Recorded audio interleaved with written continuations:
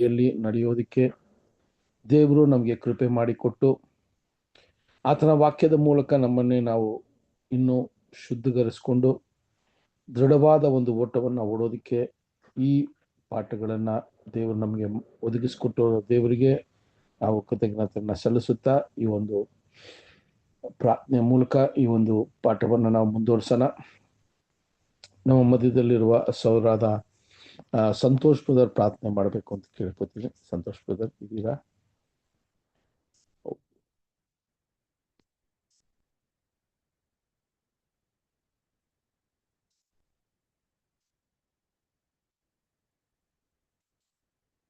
Okay, ನಾನೇ ಪ್ರಾರ್ಥನೆ ಮಾಡ್ತೀನಿ. ನಮ್ಮನ್ನ ಅತಿ ಹೆಚ್ಚಾಗಿ ಪ್ರೀತಿಸುವ ನಮ್ಮ ಸ್ವರ್ಗೀಯ ತಂದೆಯಾದ ದೇವರೇ, ಈ ದಿನದಲ್ಲೂ ಕೂಡ ನಿಮ್ಮ ಕೃಪೆ, ನಿಮ್ಮ ದಯೆ ನಮ್ಮ ಮಧ್ಯದಲ್ಲಿದ್ದು ನಿಮ್ಮ ಆತ್ಮದ ಸಹಾಯದಿಂದ ನಾವು ಈ ದಿನ ಕೂಡ ಈ ಪಾಠಗಳನ್ನು ಕಲಿಯೋದಕ್ಕೂ ಈ ಪಾಠಗಳನ್ನು ನಮ್ಮ ಜೀವನದಲ್ಲಿ ನಾವು ಅಳವಡಿಸ್ಕೊಳ್ಳೋದಕ್ಕೂ ಅನೇಕ ವಿಷಯಗಳನ್ನು ನಮಗೆ ಆದಿಸಭೆಯಲ್ಲಿ ನಡೆದಂಥ ಘಟನೆಗಳು, ಆದಿಸಭೆಯಲ್ಲಿ ನಡೆದಂಥ ಅನುಭವಗಳ ಮೂಲಕ ನಮಗೂ ಕೂಡ ಅನೇಕ ಪಾಠಗಳನ್ನು ನಮ್ಮ ಜೀವನಕ್ಕೆ ಸಹಾಯ ಆಗುವಂತೆ ನೀವು ಒಂದೊಂದು ವಾರ ಕೂಡ ನಮ್ಮ ಮನೋನೇತ್ರಗಳನ್ನು ತೆರೆದು ನೀವು ನಡೆಸ್ತಾ ಇರೋ ಕೃಪೆಗೋಸ್ಕರ ನಿಮಗೆ ಕೃತಜ್ಞತೆಯನ್ನು ಸಲ್ಲಿಸೋರಾಗಿದ್ದೀವಿ ನಮ್ಮ ತಂದೆಯ ದೇವರೇ. ಈ ದಿನ ಕೂಡ ಬಂದಿರುವಂಥ ನಮಗೆ ನಿಮ್ಮ ವಿಶೇಷವಾದ ಕೃಪೆ ದಯೆ ತೋರಿ ಈ ಒಂದು ಪಾಠದಲ್ಲಿ ನಾವು ಕಲಿಯುವಂಥ ವಿಷಯಗಳನ್ನು ನಮಗೆ ತಿಳಿಸಿ ಅದನ್ನು ನಮ್ಮ ಜೀವನದಲ್ಲಿ ಕಾರ್ಯರೂಪಕ್ಕೆ ತರೋದಕ್ಕೆ ನಮಗೆ ಬೇಕಾಗಿರುವಂಥ ಬಲಶಕ್ತಿಯನ್ನು ನೀಡಬೇಕು ಅಂತ ಈ ದಿನದಲ್ಲೂ ಕೂಡ ನಾವು ಪ್ರಾರ್ಥಿಸೋರಾಗಿದ್ದೀವಿ. ಈ ದಿನ ಕೂಡ ದೇವರೇ, ನೀವು ನಮ್ಮ ಜೊತೆಗಿದ್ದು ಈ ಕಾರ್ಯಗಳನ್ನು ನಮಗೆ ತಿಳಿಸಿ ನಮ್ಮನ್ನು ಈ ರಕ್ಷಣೆಯ ಹಾದಿಯಲ್ಲಿ ಜಯಶಾಲಿ ಆಗೋದಕ್ಕೆ ನೀವು ಕೃಪೆ ಮಾಡಿಕೊಡಿ ಅಂತ ಬೇಡುತ್ತಾ ಈ ವಿಜ್ಞಾಪನೆಯನ್ನು ನಿಮ್ಮ ಕುಮಾರನು ಮತ್ತು ನಮ್ಮ ಕರ್ತನಾದ ಯೇಸು ಸ್ವಾಮಿಯ ಅತಿ ಉನ್ನತವಾದ ನಾಮದಲ್ಲಿ ನಾನು ಬೇಡಿ ಹೊಂದೋನಾಗಿದ್ದೀನಿ, ನಮ್ಮ ತಂದೆಯ ದೇವರೇ. ಆಮೆನ್. ಸಹೋದರ ಸಹೋದರರೇ, ಈ ದಿನ ಕೂಡ ನಾವು ಸತತವಾಗಿ ಅಪೋಸ್ಟಲರ ಕಾರ್ಯಗಳನ್ನು ನೋಡ್ಕೊ ಬರ್ತಾ ಇದ್ದೀವಿ. ಆಲ್ಮೋಸ್ಟ್ ನಾವು ಮುಕ್ತಾಯದ ಒಂದು ಭಾಗದಲ್ಲಿ ಕೂಡ ಇದ್ದೀವಿ. ಸೊ ಈ ವಾರದ ಪಾಠಗಳು ವಿಶೇಷವಾಗಿ ಅಪೋಸ್ಟಲರ ಕಾರ್ಯದ ಪುಸ್ತಕ, ಇದನ್ನ ನಾವು ಧ್ಯಾನ ಮಾಡ್ತಾ ಬಂದಿದ್ದೀವಿ. ಇದು ನಿಜವಾಗ್ಲೂ ನಿಮಗೆ ತುಂಬ ಪ್ರಯೋಜನಕರವಾಗಿರಬೇಕು ಅಂತ ನಾನು ಅನ್ಕೋತೀನಿ. ಸೊ ಈ ಒಂದು ವಿಷಯ ಇನ್ನೂ ಪ್ರಯೋಜನವಾಗಿ ಅಥವಾ ನಿಮಗೆ ಇನ್ನೂ ಇದರ ಒಂದು ಏನಂತ ಹೇಳ್ಬೇಕಾದ್ರೆ ಇದನ್ನ ಇನ್ನ ತೀವ್ರವಾಗಿ ನೀವು ಆಳವಾಗಿ ತಿಳ್ಕೋಬೇಕು ಅಂತ ಹೇಳಿದಾಗ ನಿಮ್ಮ ಒಂದು ಪರ್ಸನಲ್ ಸ್ಟಡಿ ಕೂಡ ಇದಕ್ಕೆ ತುಂಬ ಮುಖ್ಯವಾಗಿದೆ. ಈ ವಚನಗಳನ್ನ ನಾವು ಓದಿ ಅದರ ಒಂದು ವಿಷಯಗಳನ್ನು ತಿಳ್ಕೊಂಡು ಅದಾದ ನಂತರ ನಿಮ್ಮ ಜೀವನದಲ್ಲಿ ಈ ಒಂದು ವಚನಗಳನ್ನು ದಿನನಿತ್ಯ ಇದರ ಬಗ್ಗೆ ನಿಮ್ಮ ಒಂದು ಸ್ಟಡಿ ಇದ್ದರೆ ಅದು ಇನ್ನೂ ಒಂದು ಉಪಯೋಗಕರವಾಗಿರ್ತದೆ ಅಂತ ಕೂಡ ನಾನು ಹೇಳ್ಕೊಳ್ಳೋದಕ್ಕೆ ಬಯಸ್ತೀನಿ. ಈ ದಿನ ಕೂಡ ಸಹೋದರ ಸಹೋದರರೇ, ನಾವು ಒಂದು ಮುಖ್ಯವಾದ ಒಂದು ವಿಚಾರವನ್ನು ಕಳೆದ ವಾರದಲ್ಲಿ ನೋಡಿದ್ವಿ. ಅಪೊಸ್ತಲ ಪೌಲು ಆತನ 3ನೇ ಪಯಣದ ಆ ಒಂದು ಸುವಾರ್ತೆಯ ಪಯಣವನ್ನು ಅವರು ಮುಗಿಸುತ್ತಾ ಅವರು ಈಗ ಯೆರೂಸಲೇಮಿಗೆ ಬಂದು ಸೇರುವಂತ ಒಂದು ವಿಷಯ. ಕಳೆದ ವಾರದಲ್ಲಿ ಕೂಡ ಅದನ್ನೇ ನಾವು ನೋಡಿದ್ವಿ. ಯಾವ ರೀತಿ ಅವರು ಯೆರೂಸಲೇಮಿಗೆ ಬಂದು ಅಲ್ಲಿ ಅಪೋಸ್ಟಲರನ್ನ ಮತ್ತೆ ಅಲ್ಲಿರುವಂತ ಎಲ್ಡರ್ಸ್ನ ಅವ್ರು ಮೀಟ್ ಮಾಡೋ ಒಂದು ವಿಷಯ ಕೂಡ ನಾವು ನೋಡ್ತೀವಿ ಸಹೋದರ ಸಹೋದರರೇ. ಆ ವಿಚಾರವಾಗಿ ನಾವು ನೋಡ್ಬೇಕಾದ್ರೆ ಈ ಒಂದು ಕಾರ್ಯಗಳು ನೋಡ್ಬೇಕಾದ್ರೆ ಅಲ್ಲಿ ಅಪೋಸ್ಟಲರ ಮಧ್ಯದಲ್ಲಿ ಅಲ್ಲಿ ಬಂದಾಗ ಅವರು ಹೇಳುವಂತ ವಿಷಯ ಏನು ಅಂತ ನೋಡ್ಬೇಕಾದ್ರೆ ಪೌಲನು ಕೊಟ್ಟಂತ ಸಾಕ್ಷಿಯನ್ನ ಕೇಳಿ ಅವರು ತುಂಬಾ ಸಂತೋಷ ಪಡ್ತಾರೆ. ಪೌಲ್ ಕೊಟ್ಟಂತ ಸಾಕ್ಷಿಯಲ್ಲಿ ಯಾವ ರೀತಿ ಅನ್ಯ ಜನರು ಸುವಾರ್ತೆಯನ್ನ ಕೇಳಿ ಕರ್ತನಲ್ಲಿ ಅಥವಾ ಕ್ರಿಸ್ತನಲ್ಲಿ ನಂಬಿಕೆ ಇಟ್ಟು ಅವರು ಕೂಡ ಕ್ರಿಸ್ತನನ್ನ ಹಿಂಬಾಲಿಸಲು ದೇವರು ದಯೆ ಮಾಡಿದ್ರು ಅನ್ನೋ ಒಂದು ವಿಚಾರಗಳನ್ನ ಕೂಡ ಅವರು ಸ್ಪಷ್ಟಪಡಿಸ್ತಾರೆ. ಇದು ನಾವು ಕಳೆದ ವಾರದಲ್ಲಿ ಈ ವಿಚಾರಗಳನ್ನ ನೋಡಿದ್ವಿ. ಅಪೊಸ್ತಲರ ಕಾರ್ಯಗಳು 21ನೇ ಅಧ್ಯಾಯ 19ರಿಂದ ಈ ಒಂದು ಘಟನೆಗಳನ್ನ ನಾವು ಈ ಒಂದು ವಿಚಾರಗಳನ್ನ ನಾವು ಓದ್ಕೊ ಬಂದ್ವಿ. ಅದನ್ನ ನಾವು ನೋಡುವಾಗ ಅಲ್ಲಿ ಪೌಲ್ ಯಾವ ರೀತಿ ಒಂದು ಶ್ರೇಷ್ಠವಾದ ದೇವರ ಒಂದು ಶಿಷ್ಯನಾಗಿ ಅಥವಾ ದೇವರು ಹೇಳಿದಂಥ ಕೆಲಸದಲ್ಲಿ ಸಂಪೂರ್ಣವಾಗಿ ಆತನ ಜೀವನವನ್ನ ಅವರು ದೇವರಿಗೋಸ್ಕರ ಕೊಟ್ಟು ಈ ಕೆಲಸಗಳನ್ನ ಮಾಡಿ ಬಂದ ನಂತರ ಇಲ್ಲಿ ಸಹೋದರರೇ, ಆಗ್ಲೇ ಯೆರೂಸಲೇಮಿಗೆ ಬರೋದಕ್ಕೆ ಮುಂಚೆನೆ ಪೌಲನ ಬಗ್ಗೆ ಅನೇಕ ತಪ್ಪಾದ ಅಭಿಪ್ರಾಯಗಳು ಯಹೂದ್ಯರ ಮಧ್ಯದಲ್ಲಿ ಆಗ್ಲೇ ಶುರುವಾಗಿತ್ತು. ಯಾಕೆ ಅಂತ ನೋಡ್ಬೇಕಾದ್ರೆ ಪೌಲ್ ಯಾವಾಗ ಆತನ ಪ್ರಯಾಣವನ್ನ ಅವರು ಮುಂದುವರಿಸಿದ್ರೋ ಅದು ನಾವು ನೋಡುವಾಗ ಮೊದಲನೇ ಪ್ರಯಾಣ, ಎರಡನೇ ಪ್ರಯಾಣ, ಮೂರನೇ ಪ್ರಯಾಣದಲ್ಲೂ ಕೂಡ ಅವರು ಹೋಗಿದ ಕಡೆ ಎಲ್ಲ ಅವರು ಆಸಿಯಾ ಪ್ರಾಂತ್ಯಕ್ಕೆ ಹೋದಾಗ ಅವರು ಹೋಗಿದ ಕಡೆ ಎಲ್ಲ ಏನ್ ನೋಡ್ತಾ ಇದ್ವಿ ನಾವು ಪಾಠದಲ್ಲಿ ಅಂತ ನೋಡ್ಬೇಕಾದ್ರೆ ಯಹೂದ್ಯರು ಅಲ್ಲಿ ಮೊಟ್ಟ ಮೊದಲನೇದಾಗಿ ಯಹೂದ್ಯರಿಗೆ ಈ ಸುವಾರ್ತೆಯನ್ನ ಸಾರಿದ್ರು. ಅಲ್ಲಿ ಅವರ ಒಂದು ಸಭಾಮಂದಿರಗಳಲ್ಲಿ ಈ ಒಂದು ಸುವಾರ್ತೆಯನ್ನ ಸಾರೋದಕ್ಕೆ ಅವರ ಒಂದು ಆಸಕ್ತಿ ಅಥವಾ ಅವರಿಗೆ ಒಂದು ಪ್ರಾಮುಖ್ಯವಾದ ಒಂದು ವಿಷಯ ಇತ್ತು.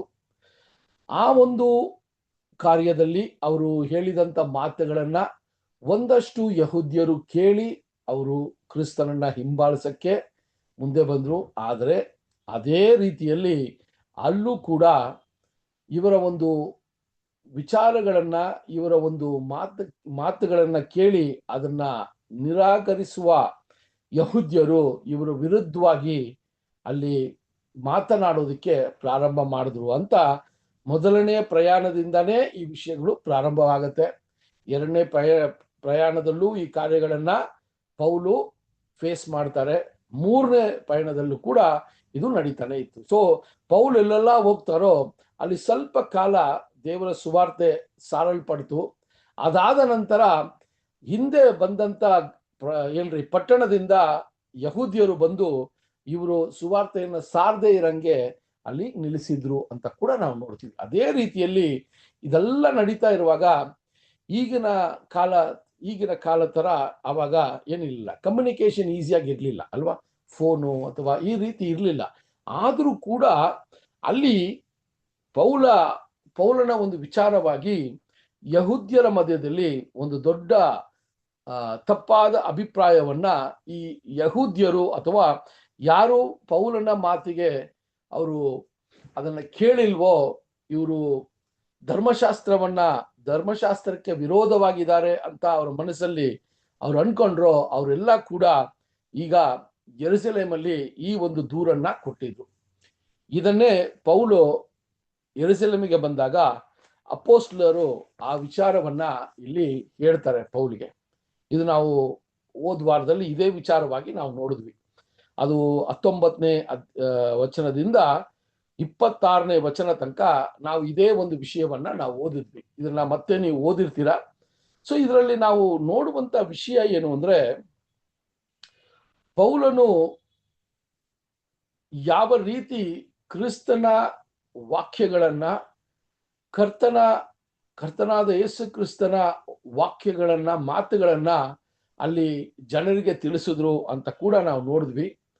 ಆದರೆ ಇಲ್ಲಿ ಏನಾಗತ್ತೆ ಅಂದ್ರೆ, ಈಗ ಯೆರೂಸಲೇಮಿಗೆ ಬಂದಾಗ ಯೆರೂಸಲೇಮಲ್ಲಿದ್ದ ಯಹೂದ್ಯರು ಅನೇಕರು ಇವರು ಪೌಲನು ತಪ್ಪಾದ ಒಂದು ಬೋಧನೆಯನ್ನ ಅಥವಾ ಧರ್ಮಶಾಸ್ತ್ರಕ್ಕೆ ವಿರುದ್ಧವಾದ ಒಂದು ಬೋಧನೆಯನ್ನ ಮಾಡ್ತಾ ಇದ್ದಾರೆ ಅಂತ ಇವರ ಮನಸ್ಸಲ್ಲಿ ಆಗ್ಲೇ ಆ ವಿಷಯದ ಬೀಜ ಆಗ್ಲೇ ಇದ್ದಿರೋದ್ರಿಂದ ಇವರನ್ನ ಸ್ವೀಕರಿಸಕ್ಕೆ ಅವರು ತಯಾರಾಗಿ ಇರಲ್ಲ ಅನ್ನೋದನ್ನ ಅಪೋಸ್ಲರು ಅದನ್ನ ಕಂಡ್ರು. ಅದಕ್ಕೆ ಅಪೋಸ್ಲರು ಒಂದು ಸಲಹೆ ಕೊಡ್ತಾರೆ ಪೌಲಿಗೆ. ಸೊ ಪೌಲು ಯಹೂದ್ಯನಾಗಿರೋದ್ರಿಂದ ಅವನು ಯಹೂದ್ಯನ ಧರ್ಮಶಾಸ್ತ್ರಕ್ಕೆ ಧರ್ಮಶಾಸ್ತ್ರದ ಪ್ರಕಾರ ನಡ್ಕೊಳ್ಳುವಂತ ಒಂದು ಕೆಲಸಗಳನ್ನ ಮಾಡ್ತಾ ಇದ್ರು. ಅದು ಧರ್ಮಶಾಸ್ತ್ರ ಕೂಡ ದೇವರು ಕೊಟ್ಟಂತ ಒಂದು ಆಜ್ಞೆಗಳು ಅಲ್ವಾ.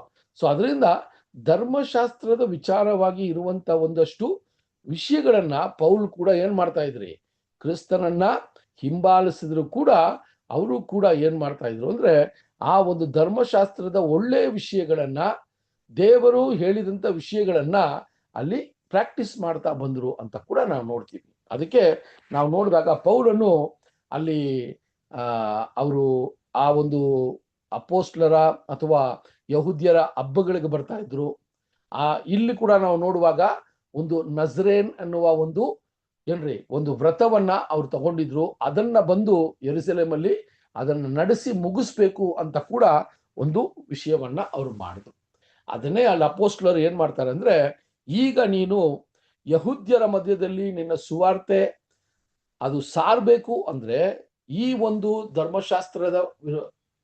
ಧರ್ಮಶಾಸ್ತ್ರ ವಿಚಾರವಾಗಿ ಈ ಒಂದು ನಜರೇನ್ ಅನ್ನುವ ಒಂದು ವ್ರತವನ್ನ ನೀನು ಮಾಡಿ, ನಿನ್ನ ಜೊತೆ ಇನ್ನೂ 4 ಸಹೋದರಗಳಿದ್ದಾರೆ, ನಿನ್ನ ಜೊತೆ 4 ಮಂದಿ ಸಹೋದರಗಳಿರ್ತಾರೆ, ಇವರ ಜೊತೆ ನೀನು ಆ ನಜರೇನ್ ವ್ರತವನ್ನ ಯಾವ ರೀತಿ ಯಹೂದ್ಯರು ನಡೆಸ್ತಾರೋ ಅದೇ ರೀತಿ ನಡೆಸು ಅಂತ ಹೇಳಿ ಒಂದು ಸಲಹೆಯನ್ನ ಕೊಡ್ತಾರೆ ಸಹೋದರರೇ.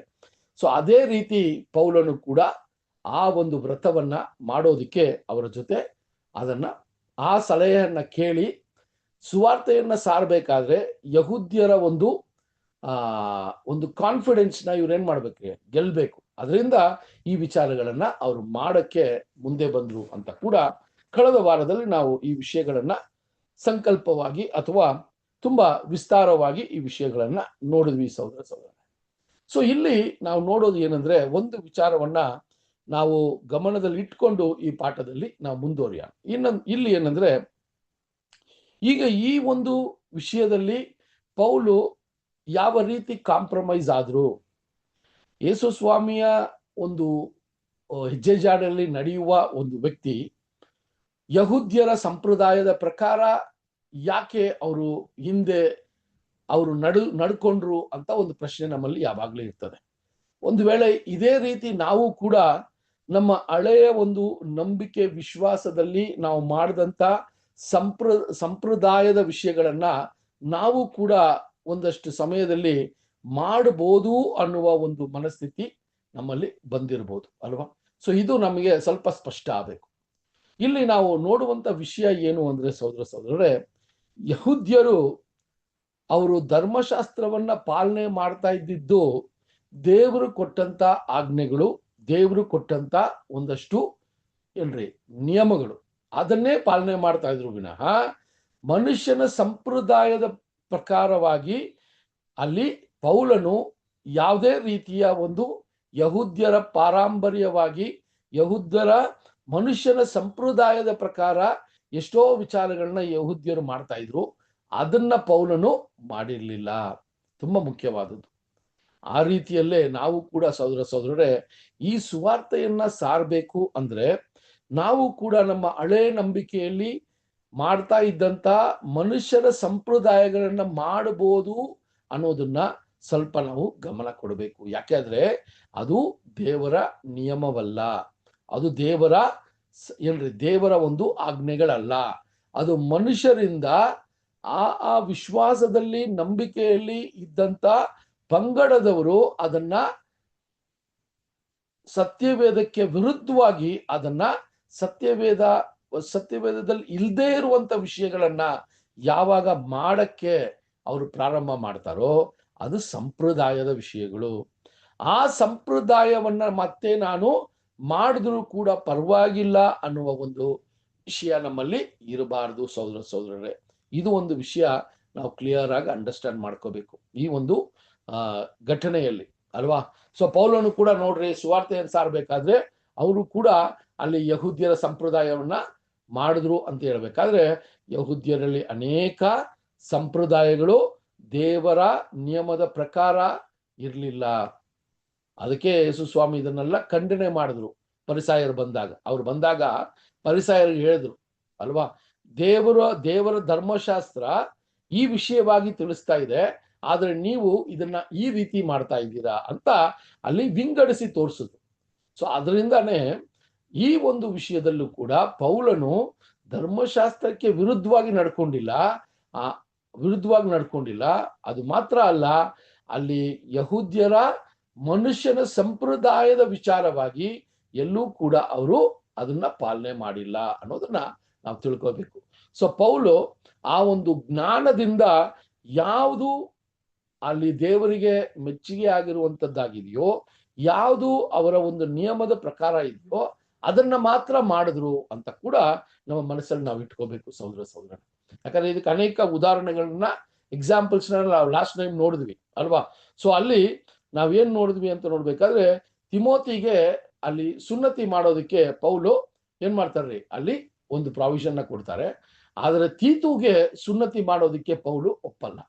ಸೊ ಇದೆಲ್ಲ ನಾವು ನೋಡ್ಬೇಕಾದ್ರೆ ಪೌಲನು ಒಂದು ಲಿಮಿಟ್ ಅಲ್ಲಿ ಇದ್ರು. ಯಾವುದು ಸರಿ, ಯಾವುದು ನಿಯಮದ ಪ್ರಕಾರ ದೇವರ ಒಂದು ಆ ಒಂದು ಧರ್ಮಶಾಸ್ತ್ರದಲ್ಲಿ ಇದ್ದಿದ್ ಮಾತ್ರನೇ ಮಾಡಿದ್ರು ವಿನಃ ಮನುಷ್ಯನ ಸಂಪ್ರದಾಯವನ್ನ ಅವರು ಮತ್ತೆ ಹೋಗಿ ಅದನ್ನ ಪಾಲನೆ ಮಾಡಿಲ್ಲ ಅನ್ನೋದನ್ನ ನಾವು ನೋಡ್ಕೋಬೇಕು. ಅದರಿಂದ ನಾವು ಕೂಡ ಒಂದಷ್ಟು ಸಮಯದಲ್ಲಿ ಏನೋ ಒಂದು ಕಾಂಪ್ರಮೈಸ್ ಮಾಡಕ್ಕೆ ಸಾಧ್ಯತೆಗಳಿದೆ. ಏನಪ್ಪಾ ಕಾಂಪ್ರಮೈಸ್ ಅಂದ್ರೆ, ನಾವು ಈಗ ಬಂದಿರುವ ಒಂದು ವಿಶ್ವಾಸ, ಒಂದು ನಂಬಿಕೆಯಲ್ಲಿ ನಾವು ನಡೀತಾನೆ ಇರ್ತೀವಿ. ಆದ್ರೆ ಯಾವುದೋ ಒಂದು ಸಮಯದಲ್ಲಿ ಮನುಷ್ಯನ ಸಂಪ್ರದಾಯದ ಒಂದು ಎನ್ವೈರನ್ಮೆಂಟ್ ಅಲ್ಲಿ ನಾವು ಹೋದಾಗ ಅದನ್ನ ಪಾಲನೆ ಮಾಡೋದ್ರಿಂದ ಇವರು ಕೂಡ ಸತ್ಯಕ್ಕೆ ಬರ್ಬೋದು ಅಂತ ಹೇಳಿ ಆ ಪಾಲನೆಯನ್ನ ನಾವು ಮಾಡಿದ್ರೆ ಅದು ದೇವರಿಗೆ ವಿರುದ್ಧವಾಗಿರ್ತದೆ ಸಹೋದರರೇ. ಇದನ್ನ ನಾವು ತಿಳ್ಕೋಬೇಕು. ಸರಿ, ಸೊ ಈಗ ನಾವೇನ್ ಮಾಡೋಣ ಅಂದ್ರೆ ಅಪೊಸ್ತಲರ ಕಾರ್ಯಗಳು 21ನೇ ಅಧ್ಯಾಯ 27ನೇ ವಚನಕ್ಕೆ ನಮ್ಮ ಪ್ರಾರಂಭವನ್ನ ಮಾಡೋಣ. ಸೊ ಯಾಕೆ ಅಂತ ನೋಡ್ಬೇಕಾದ್ರೆ ಸಹೋದರ, ಈಗ ಪೌಲನು ಈ ಒಂದು ಧರ್ಮಶಾಸ್ತ್ರದಲ್ಲಿ ಈ ನಜರೇನ್ ಆ ಒಂದು ವ್ರತಕ್ಕೆ ಏನೆಲ್ಲ ಮಾಡ್ಬೇಕೋ ಆಜ್ಞೆಯ ಪ್ರಕಾರ ಅದನ್ನೆಲ್ಲ ಮಾಡೋದಕ್ಕೆ 7 ದಿವಸ ಬೇಕಾಗಿತ್ತು.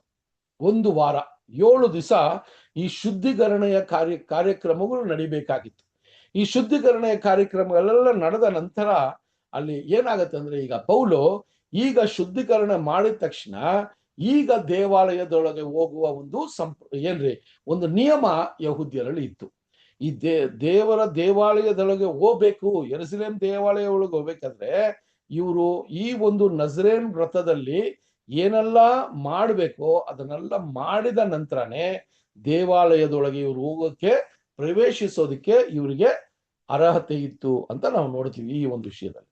ಸೊ ಆ ರೀತಿ ಈಗ ಏನ್ ಮಾಡ್ತಾರೆ ಅಂದ್ರೆ 7 ದಿನ ಕಾಲ ಅವ್ರನ್ನ ಶುದ್ಧೀಕರಣದ ಒಂದು ನಿಯಮಗಳನ್ನ ಪ್ರಕಾರ ಮಾಡಿ ಅವರು ಈಗ ಯೆರೂಸಲೇಮ್ ದೇವಾಲಯದೊಳಗೆ ಹೋಗುವಾಗ ಅಲ್ಲಿ ಏನಾಗತ್ತೆ ಅಂತ ನೋಡ್ಬೇಕಾದ್ರೆ ಸಹೋದರರೇ, ಯೆರೂಸಲೇಮಲ್ಲಿ ಇದ್ದಂತ ಯಹೂದ್ಯರು ಅವ್ರಿಗೆ ವಿರುದ್ಧವಾಗಿ ನಿಂತ್ಕೊಂಡಿಲ್ಲ. ಯಾವ ಯಹೂದ್ಯರು ಇವ್ರನ್ನ ಆಸ್ಯಾ ಪ್ರಾಂತ್ಯದಿಂದ ಹಿಂಬಾಲಿಸ್ಕೊ ಬಂದ್ರಲ್ಲ ಆ ಯಹೂದ್ಯರು ಈಗ ಯೆರೂಸಲೇಮಿಗೆ ಬಂದಿದ್ರು. ಅವರು ಏನ್ ಮಾಡಿದ್ರು ಅಂದ್ರೆ ಪೌಲ ವಿರುದ್ಧವಾಗಿ ಈಗ ಆರ್ಭಟ ಪ್ರಾರಂಭ ಮಾಡಿದ್ರು. ಅದನ್ನ ನಾವು 21ನೇ ಅಧ್ಯಾಯ 27ನೇ ವಚನದಲ್ಲಿ ಆ ವಿಷಯಗಳನ್ನ ಓದಕ್ಕೆ ನಾವು ಪ್ರಯತ್ನ ಮಾಡೋಣ. ಓದೋಣ ಸಿಸ್ಟರ್. ಅಪೊಸ್ತಲರ ಕಾರ್ಯಗಳು 21ನೇ ಅಧ್ಯಾಯ 27ನೇ ವಚನ. ಆ 7 ದಿವಸಗಳು ತುಂಬುತ್ತಿರುವಾಗ ಆಸ್ಯ ಸೀಮೆಯಿಂದ ಬಂದಿದ್ದ ಯಹೂದ್ಯರು ಅವನನ್ನು ದೇವಾಲಯದಲ್ಲಿ ಕಂಡು ಗುಂಪು ಕೂಡಿದ ಜನರೆಲ್ಲರನ್ನು ಕಲಕಿ ಅವನನ್ನು ಹಿಡಿದು. ಸರಿ. ಸೊ ಇಲ್ಲಿ ಏನಾಗತ್ತೆ ಅಂದ್ರೆ, ನಾನು ಹೇಳ್ದಂಗೆ ಈ ಒಂದು ವಿಷಯವನ್ನ ಓದುವಾಗ ಅಲ್ಲಿ ಹೇಳ್ತಾರೆ ಆಸ್ಯಾ ಸೀಮೆಯಿಂದ ಬಂದಂತ ಯಹೂದ್ಯರು ಅಂತ ಹೇಳ್ತಾರೆ ಅಲ್ವಾ. ಸೊ ಈಗ ಯೆರೂಸಲೇಮಲ್ಲಿ ಇರುವಂತ ಯಹೂದ್ಯರಿಗೆ ಇವರ ವಿಚಾರವಾಗಿ ವಿಷಯಗಳು ಅಷ್ಟು ಗೊತ್ತಿರ್ಲಿಲ್ಲ. ಯಾಕಂದ್ರೆ ಪೌಲನು ಅವರ ಅನೇಕ ಅವರ ಒಂದು ಏನಂತ ಹೇಳ್ಬೇಕಾದ್ರೆ ಅವರು ಅವರ ಒಂದು ಜೀವನವನ್ನ ಅತಿ ಹೆಚ್ಚಾದ ಸಮಯ ಅವರು ಈ ಸುವಾರ್ತೆಯ ಒಂದು ಪ್ರಯಾಣದಲ್ಲೇ ಅವರು ಇದ್ರು. ಅದರಿಂದ ಇವರು ಯೆರೂಸಲೇಮಿಗೆ ಆ ಕಾಲ ಸಮಯಕ್ಕೆ ಬಂದಾಗ ಇವರಿಗೆ ಯೆರೂಸಲೇಮಲ್ಲಿದ್ದ ಎಷ್ಟೋ ಯಹೂದ್ಯರಿಗೆ ಇವರ ಒಂದು ವಿಚಾರ ಅಷ್ಟು ಗೊತ್ತಿರ್ಲಿಲ್ಲ. ಆದ್ರೆ ಆಸಿಯಾ ಸೀಮೆಯಿಂದ ಇವ್ರನ್ನ ಹಿಂಬಾಲಿಸ್ಕೊ ಬಂದಿರುವಂತ ಯಹೂದ್ಯರಿಗೆ ಏನ್ ಮಾಡ್ತಾರೆ ಅಂದ್ರೆ, ಈಗ ಪೌಲನು ಈ ಒಂದು ಕಾರ್ಯಕ್ರಮ ಎಲ್ಲ ಆದ್ಮೇಲೆ ಅಲ್ಲಿ ದೇವಾಲಯದೊಳಗೆ ಹೋಗುವ ಒಂದು ವಿಷಯವನ್ನ ನೋಡಿದ ತಕ್ಷಣ ಅಲ್ಲಿ ಜನದ ಮಧ್ಯದಲ್ಲಿ ಒಂದು ಗೊಂದಲವನ್ನ ಉಂಟು ಮಾಡಿಸ್ತಾರೆ. ಯಾವ ರೀತಿ ಇವರು ಈ ಗೊಂದಲವನ್ನ ಪ್ರಾರಂಭ ಮಾಡ್ತಾರೆ ಅಂತ ನೋಡ್ಬೇಕಾದ್ರೆ ಸಹೋದರ ಸಹೋದರರೇ, ಅಲ್ಲಿ 28ನೇ ವಚನದಲ್ಲಿ ಈ ವಿಷಯವಾಗಿ ತಿಳಿಸ್ತಾರೆ ನೋಡ್ರಿ. ಯಾವ ರೀತಿ ತಪ್ಪಾದ ಒಂದು ಅಭಿಪ್ರಾಯವನ್ನ, ತಪ್ಪಾದ ಒಂದು ವಿಷಯವನ್ನ ಜನರ ಮುಂದೆ ಇವರು ಇಡ್ತಾರೆ ಅನ್ನೋದನ್ನ ಇಲ್ಲಿ ನಾವು ನೋಡ್ಬೋದು. 21ನೇ ಅಧ್ಯಾಯ 28ನೇ ವಚನ. ಇಸ್ರಾಯೇಲ್ ಜನರೇ, ಸಹಾಯ ಮಾಡಿರಿ. ನಮ್ಮ ಜನರಿಗೂ ಧರ್ಮಶಾಸ್ತ್ರಕ್ಕೂ ಈ ಆಲಯಕ್ಕೂ ವಿರುದ್ಧವಾಗಿ ಎಲ್ಲೆಲ್ಲಿಯೂ ಎಲ್ಲರಿಗೂ ಬೋಧನೆ ಹೇಳುವ ಆ ಮನುಷ್ಯನು ಇವನೇ. ಇದಲ್ಲದೆ ಇವನು ಗ್ರೀಕರನ್ನು ದೇವಾಲಯದೊಳಗೆ ಕರೆದುಕೊಂಡು ಬಂದು ಈ ಪರಿಶುದ್ಧ ಸ್ಥಳವನ್ನು ಹೊಲೆ ಮಾಡಿದ್ದಾನೆ ಎಂದು ಕೂಗಿದರು. ನೋಡ್ರಿ, ಎಂತ ಒಂದು ವಿಷಯ ಅಂದ್ರೆ ಅವ್ರು ಯಾವ ರೀತಿ ಪ್ರೆಸೆಂಟೇಶನ್ ಮಾಡ್ತಾರೆ ನೋಡ್ರಿ. ಅಲ್ಲಿ ಯೆರೂಸಲೇಮಲ್ಲಿ ಆ ದೇವಾಲಯದ ಹತ್ರ ಇದ್ದಂತ ಯಹೂದ್ಯರಿಗೆ ಯಾವ ರೀತಿ ಒಂದು ವಿಷಯವನ್ನ ಅಲ್ಲಿ ಪ್ರಸ್ತಾಪ ಮಾಡ್ತಾರೆ ಅಂದ್ರೆ, ಇಸ್ರೇಲಿನ ಮನುಷ್ಯರೇ ಸಹಾಯ ಮಾಡಿ ಅಂತ ನೋಡಿ ಪ್ರಾರಂಭ ಮಾಡ್ತಾರೆ. ಸಹಾಯ ಮಾಡಿ ಅಂದ್ರೆ ಅಲ್ಲಿ ಇರುವಂತ ಯಹೂದ್ಯರಿಗೆ ಪ್ರಚೋದಿಸುವ ಒಂದು ವಿಚಾರಗಳನ್ನ ಮಾಡ್ತಾರೆ. ಅಲ್ಲಿ ಅವ್ರನ್ನ ಪ್ರವೋಕ್ ಮಾಡೋ ತರ ವಿಷಯಗಳನ್ನ ಹೇಳ್ತಾರೆ. ಏನಂತ ಹೇಳ್ತಾರೆ ಅಂದ್ರೆ, ಈ ವ್ಯಕ್ತಿ ಈ ಒಂದು ಜನರ ಮೇಲೇನು, ಧರ್ಮಶಾಸ್ತ್ರದ ಮೇಲೇನು, ಈ ಒಂದು ಸ್ಥಳದ ಮೇಲೇನು ತಪ್ಪಾದ ಒಂದು ವಿಚಾರಗಳನ್ನ ಜನರ ಮಧ್ಯದಲ್ಲಿ ಇವರು ಹೇಳ್ತಾ ಇದ್ದಾರೆ. ಇವರ ಒಂದು ಡಾಕ್ಟ್ರಿನು, ಇವರು ಬೋಧನೆ ಮಾಡುವಂತ ವಿಚಾರಗಳೆಲ್ಲ ಕೂಡ ಇಸ್ರೇಲ್ ಜನರ ವಿರುದ್ಧವಾಗಿ ಅಥವಾ ಯಹೂದ್ಯರ ವಿರುದ್ಧವಾಗಿ, ಯಹೂದ್ಯರ ಧರ್ಮಶಾಸ್ತ್ರದ ವಿರುದ್ಧವಾಗಿ, ಅದಾದ ನಂತರ ಯೆರೂಸಲೇಮ್ ದೇವಾಲಯದ ವಿರುದ್ಧವಾಗಿ ಇವರು ಪ್ರಚಾರ ಮಾಡ್ತಾ ಇದ್ದಾರೆ ಅಂತ ಹೇಳ್ತಾರೆ. ಹೇಳಿ ಅದಾದ ನಂತರ ಏನ್ ಮಾಡ್ತಾರೆ ಅಂದ್ರೆ, ಇಷ್ಟೆಲ್ಲ ಹೇಳಿದ ನಂತರ ಕೂಡ ಅಲ್ಲಿ ಇವರ ಜೊತೆ ಇದ್ದಂತ ಗ್ರೇಕರು ಅವ್ರನ್ನ ಕರ್ಕೊಬಂದು ಈ ದೇವಾಲಯದ ಪವಿತ್ರವಾದ ಒಂದು ದೇವಾಲಯದೊಳಗೆ ಇವ್ರನ್ನ ಒಳಗೆ ಪ್ರವೇಶಿಸಕ್ಕೆ ಇವ್ರು ಪ್ರಯತ್ನ ಮಾಡ್ತಾ ಇದ್ದಾರೆ ಅಂತ ಅಲ್ಲಿ ಒಂದು ದೂರನ್ನ ಅಲ್ಲಿ ಇರುವಂತ ಜನರ ಮಧ್ಯದಲ್ಲಿ ಇದನ್ನ ಪ್ರಸ್ತಾಪ ಮಾಡ್ತಾರೆ ಸಹೋದರ ಸಹೋದರರೇ. ಸೊ ನೋಡ್ರಿ, ಎಂತ ಒಂದು ವಿಷಯ ಅಂದ್ರೆ, ಅಲ್ಲಿ ಪೌಲು ಸ್ವಾಮಿಯ ಸುವಾರ್ತೆಯನ್ನ ಹೇಳಬೇಕಾದ್ರೆ ಅಲ್ಲಿ ಪೌಲನು ಅನೇಕ ಕಡೆಗಳಲ್ಲಿ ನಾವು ಅವರ ಪ್ರಯಾಣಗಳನ್ನ ನೋಡ್ಕೊ ಬಂದಾಗ ಎಲ್ಲೂ ಕೂಡ ಅವರು ಯಹೂದ್ಯರ ವಿರುದ್ಧವಾಗಿ ಅಥವಾ ಧರ್ಮಶಾಸ್ತ್ರದ ವಿರುದ್ಧವಾಗಿ ಅವರು ಬಂದು ಬೋಧನೆ ಮಾಡಿಲ್ಲ. ಬದಲಾಗಿ ಸ್ವಾಮಿಯ ಒಂದು ವಿಚಾರಗಳು ಕೂಡ ಧರ್ಮಶಾಸ್ತ್ರಕ್ಕೆ ವಿರುದ್ಧವಾಗಿದ್ದಲ್ಲ, ಧರ್ಮಶಾಸ್ತ್ರವನ್ನ ಸರಿಯಾದ ರೀತಿಯಲ್ಲಿ ಪಾಲನೆ ಮಾಡಬೇಕಾಗಿರೋದೇ ಸ್ವಾಮಿ ಹೇಳಿದಂತ ವಿಚಾರಗಳು ಅಂತ ಕೂಡ ಅವರು ಹೇಳ್ತಾ ಬಂದ್ರು. ಆದ್ರೆ ಇವರು ಜನರ ಮಧ್ಯದಲ್ಲಿ ಇವರಿಗಿದ್ದಂತ ಕೋಪ, ಆತನ ಮೇಲೆ ಇದ್ದಂತ ಸಿಟ್ಟಿಗೆ ಇವ್ರು ಏನ್ ಮಾಡ್ತಾರೆ ಅಂದ್ರೆ, ಜನರ ಮುಂದೆ ಈ ವಿಚಾರಗಳನ್ನ ತಿಳಿಸುವಂತ ಒಂದು ಕೆಲಸವನ್ನ ಮಾಡ್ತಾರೆ. ಸೊ ಇಲ್ಲಿ ಏನಾಗತ್ತೆ ಅಂದ್ರೆ, ಇಲ್ಲಿ ಒಂದು ವಿಚಾರವನ್ನ ಹೇಳ್ತಾರೆ ಅವರು. ಏನಂತ ಹೇಳ್ತಾರೆ ಅಂದ್ರೆ, ಈತನು ಆತನ ಜೊತೆಯಲ್ಲಿದ್ದ ಗ್ರೇಕರನ್ನ ದೇವಾಲಯದೊಳಗೆ ಅವ್ರನ್ನ ಪ್ರವೇಶ ಮಾಡೋದಕ್ಕೆ ಕರ್ಕೊಂಡೋಗಿ ದೇವಾಲಯವನ್ನ ಅವ್ರು ಏನ್ ಮಾಡ್ತಾ ಇದ್ದಾರೆ, ಪೊಲ್ಯೂಟ್ ಮಾಡ್ತಾ ಇದ್ದಾರೆ, ಅಶುದ್ಧ ಮಾಡ್ತಾ ಇದ್ದಾರೆ ಅಂತ ಹೇಳ್ತಾರೆ. ಸೊ ಇಲ್ಲಿ 29ನೇ ವಚನವನ್ನ ಓದಿದಾಗ ಅವರು ಎಂತ ತಪ್ಪಾದ ಒಂದು ತಿಳುವಳಿಕೆಯಲ್ಲಿ ಅಥವಾ ಅರ್ಥ ಮಾಡ್ಕೊಂಡ್ರು ಅನ್ನೋದನ್ನ ನಮಗೆ ಒಂದು ಸ್ಪಷ್ಟತೆಯನ್ನ ಕೊಡ್ತಾರೆ. ಇಲ್ಲಿ 21ನೇ ವಚನ ಓದೋಣ ಸಿಸ್ಟರ್. 29 ಮುಂಚೆ ಅವರು ಎಫೆಸದ ತ್ರೋಫಿಮನನ್ನು ಅವನ ಸಂಗಡ ಪಟ್ಟಣದಲ್ಲಿ ಕಂಡಿದ್ದರಿಂದ ಅವನನ್ನು ಪೌಲನು ದೇವಾಲಯದೊಳಗೆ ಕರೆದುಕೊಂಡು ಬಂದನೆಂದು ಭಾವಿಸಿದರು. ನೋಡ್ರಿ, ಇಲ್ಲಿ ಅವ್ರಿಗಿದ್ದಂತ ಆಕ್ರೋಶ ಮತ್ತೆ ಅವ್ರಿಗಿದ್ದಂತ ಸಿಟ್ಟು ಪೌಲನ ಮೇಲೆ ಇದ್ದಿರೋದ್ರಿಂದ ಅವ್ರು ಏನ್ ಮಾಡ್ಬಿಟ್ರು ಅಂದ್ರೆ, ಈ ಒಂದು ಕಾರ್ಯಕ್ರಮಗಳು ನಡೆಯಕ್ಕೆ ಮುಂಚೆನೆ ಎಪೇಸಿಯಲ್ಲಿ ಇದ್ದ ತ್ರೋಪಿಯಾಮ್ ಎನ್ನುವ ಒಬ್ಬ ಗ್ರೇಕನು ಆ ಪೌಲ ಸಂಗಡ ಯೆರೂಸಲೇಮಿಗೆ ಬಂದಿದ್ರು. ಇದನ್ನ ಅವರು ನೋಡಿದ್ರು, ಯಾರೋ ಈ ಒಂದು ಯಹೂದ್ಯರು. ಸೊ ಅದರಿಂದಾನೇ ಈ ವ್ಯಕ್ತಿ ಜೊತೆಯಲ್ಲಿ ಬಂದಿದ್ದಂತ ಗ್ರೇಕರು ಅನೇಕರು ಪೌಲ ಜೊತೆ ಯೆರೂಸಲೇಮಿಗೆ ಬಂದಿರೋದ್ರಿಂದ ಈತನನ್ನ ನೋಡಿದ ತಕ್ಷಣ ಇವರು ತಪ್ಪಾದ ಏನು ಕಲ್ಪನೆ ಮಾಡ್ಬಿಟ್ರಂದ್ರೆ, ಈ ವ್ಯಕ್ತಿಯನ್ನೇ ಇವರು ಈ ಒಂದು ಏನ್ರಿ ಧರ್ಮಶಾಸ್ತ್ರದ ಪ್ರಕಾರ ಅಥವಾ ಈ ಒಂದು ಎಲ್ಲಾ ಈ ಒಂದು ನಜರೇನ್ ವ್ರತ ಇದೆಯಲ್ಲ, ಆ ರೀತಿಯಲ್ಲಿ ಇವ್ರಿಗೆ ತಲೆಯನ್ನ ಚವರ ಮಾಡಿ ಇವ್ರನ್ನ ಗ್ರೇಕನಾಗಿರುವಂತ ಈ ವ್ಯಕ್ತಿಯನ್ನ ದೇವಾಲಯದೊಳಗೆ ಕರ್ಕೊಂಡು ಹೋಗ್ತಾ ಇದ್ದಾರೆ ಅನ್ನುವ ಒಂದು ತಪ್ಪಾದ ಒಂದು ಕಲ್ಪನೆ ಇವರಲ್ಲಿ ಬಂತು ಅಂತ ನೋಡ್ತೀವಿ.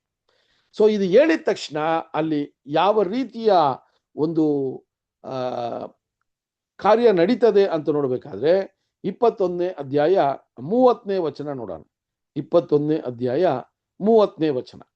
ಆಗ ಪಟ್ಟಣವೆಲ್ಲ ಕಲಕಿ ಹೋಯಿತು, ಜನರು ಎಲ್ಲಾ ಕಡೆಯಿಂದ ಓಡಿ ಬಂದು ಕೂಡಿದರು ಮತ್ತು ಪೌಲನನ್ನು ಹಿಡಿದು ದೇವಾಲಯದ ಹೊರಗೆ ಎಳೆದುಕೊಂಡು ಬಂದರು. ಕೂಡಲೇ ಬಾಗಿಲುಗಳನ್ನು ಮುಚ್ಚಿದರು. ನೋಡ್ರಿ, ಸೊ ಇಲ್ಲಿ ನಾವು ನೋಡುವಾಗ ಸಹೋದರರೇ, ಈ ವಿಷಯಗಳನ್ನ ಪೌಲು ಮಾಡುವಾಗ ಅಲ್ಲಿ ಯಾವಾಗ ಈ ವ್ಯಕ್ತಿಗಳು ಇಂಥ ಒಂದು ದೂರನ್ನ ಆ ದೇವಾಲಯವನ್ನ ನಡೆಸ್ತಾ ಇರುವಂತ ಯಹೂದ್ಯರಿಗೆ ತಿಳಿಸಿದ್ರು, ಆ ಒಂದು ಸ್ಥಳದಲ್ಲಿ ಏನಾಯ್ತಂದ್ರೆ ಅಲ್ಲಿ ಇದ್ದಂತ ಯಹೂದ್ಯರು ಈಗ ಏನೂ ವಿಷಯವನ್ನ ಚರ್ಚೆ ಮಾಡೋದಕ್ಕೋ ವಿಚಾರಿಸೋದಕ್ಕೋ ಅವರು ಮುಂದೆ ಬರದೆ ಇವ್ರ ಮಾತುಗಳಿಗೆ ಅವರು ಇವ್ರ ಮಾತುಗಳನ್ನ ಕೇಳಿ ಅಲ್ಲಿ ದೊಡ್ಡ ಒಂದು ದಂಗೆಯನ್ನ ಎಬ್ಬಿಸಿ ಪೌಲನು ಮತ್ತೆ ಅವನ ಸಂಗಡ ಇದ್ದಂತ ಅಲ್ಲಿರುವಂತ ಜನರನ್ನ ಅವರು ಎಳೆದು ಆಚೆ ಬಿಟ್ಟು ಯೆರೂಸಲೇಮ್ ದೇವಾಲಯದ ಬಾಗಿಲುಗಳನ್ನ ಮುಚ್ಚಿದ್ರು ಅಂತ ಕೂಡ ಬರ್ತದೆ ಸಹೋದರರೇ. ಸೊ ಇಂಥ ಒಂದು ವಿಷಯವನ್ನ ನಾವು ನೋಡ್ತಾನೆ ಬರ್ತೀವಿ. ಇದೆಲ್ಲ ಯಾರು ಮಾಡ್ತಾ ಇದ್ದಿದ್ದಂದ್ರೆ, ಯಾರು ಸ್ವಾಮಿಯ ಸುವಾರ್ತೆಯನ್ನ ಸಾರುವಾಗ ಪ್ರಾರಂಭದಿಂದಲೇ ಇವರು ಪೌಲನನ್ನ ಹಿಂಬಾಲಿಸಿ ಇದು ತಪ್ಪಾದ ಒಂದು ಬೋಧನೆ ಅಂತ ಪ್ರಾರಂಭ ಮಾಡಿರುವ ಒಂದು ಗುಂಪಿನ ಜನನೇ ಇದೆಲ್ಲ ಇವರು ಮಾಡೋದಕ್ಕೆ ಪೌಲನ ಹಿಂದೆನೇ ಬರ್ತಾ ಇದ್ರು ಅಂತ ಕೂಡ ನಾವು ನೋಡ್ತೀವಿ ಸಹೋದರರೇ. ಸೊ ಇದೆಲ್ಲ ಕೂಡ ನಮಗೆ ತುಂಬಾ ಒಂದು ದೊಡ್ಡ ಒಂದು ಪಾಠ ನಮಗೆ ಈಗಿನ ಒಂದು ಸಮಯದಲ್ಲೂ ಕೂಡ.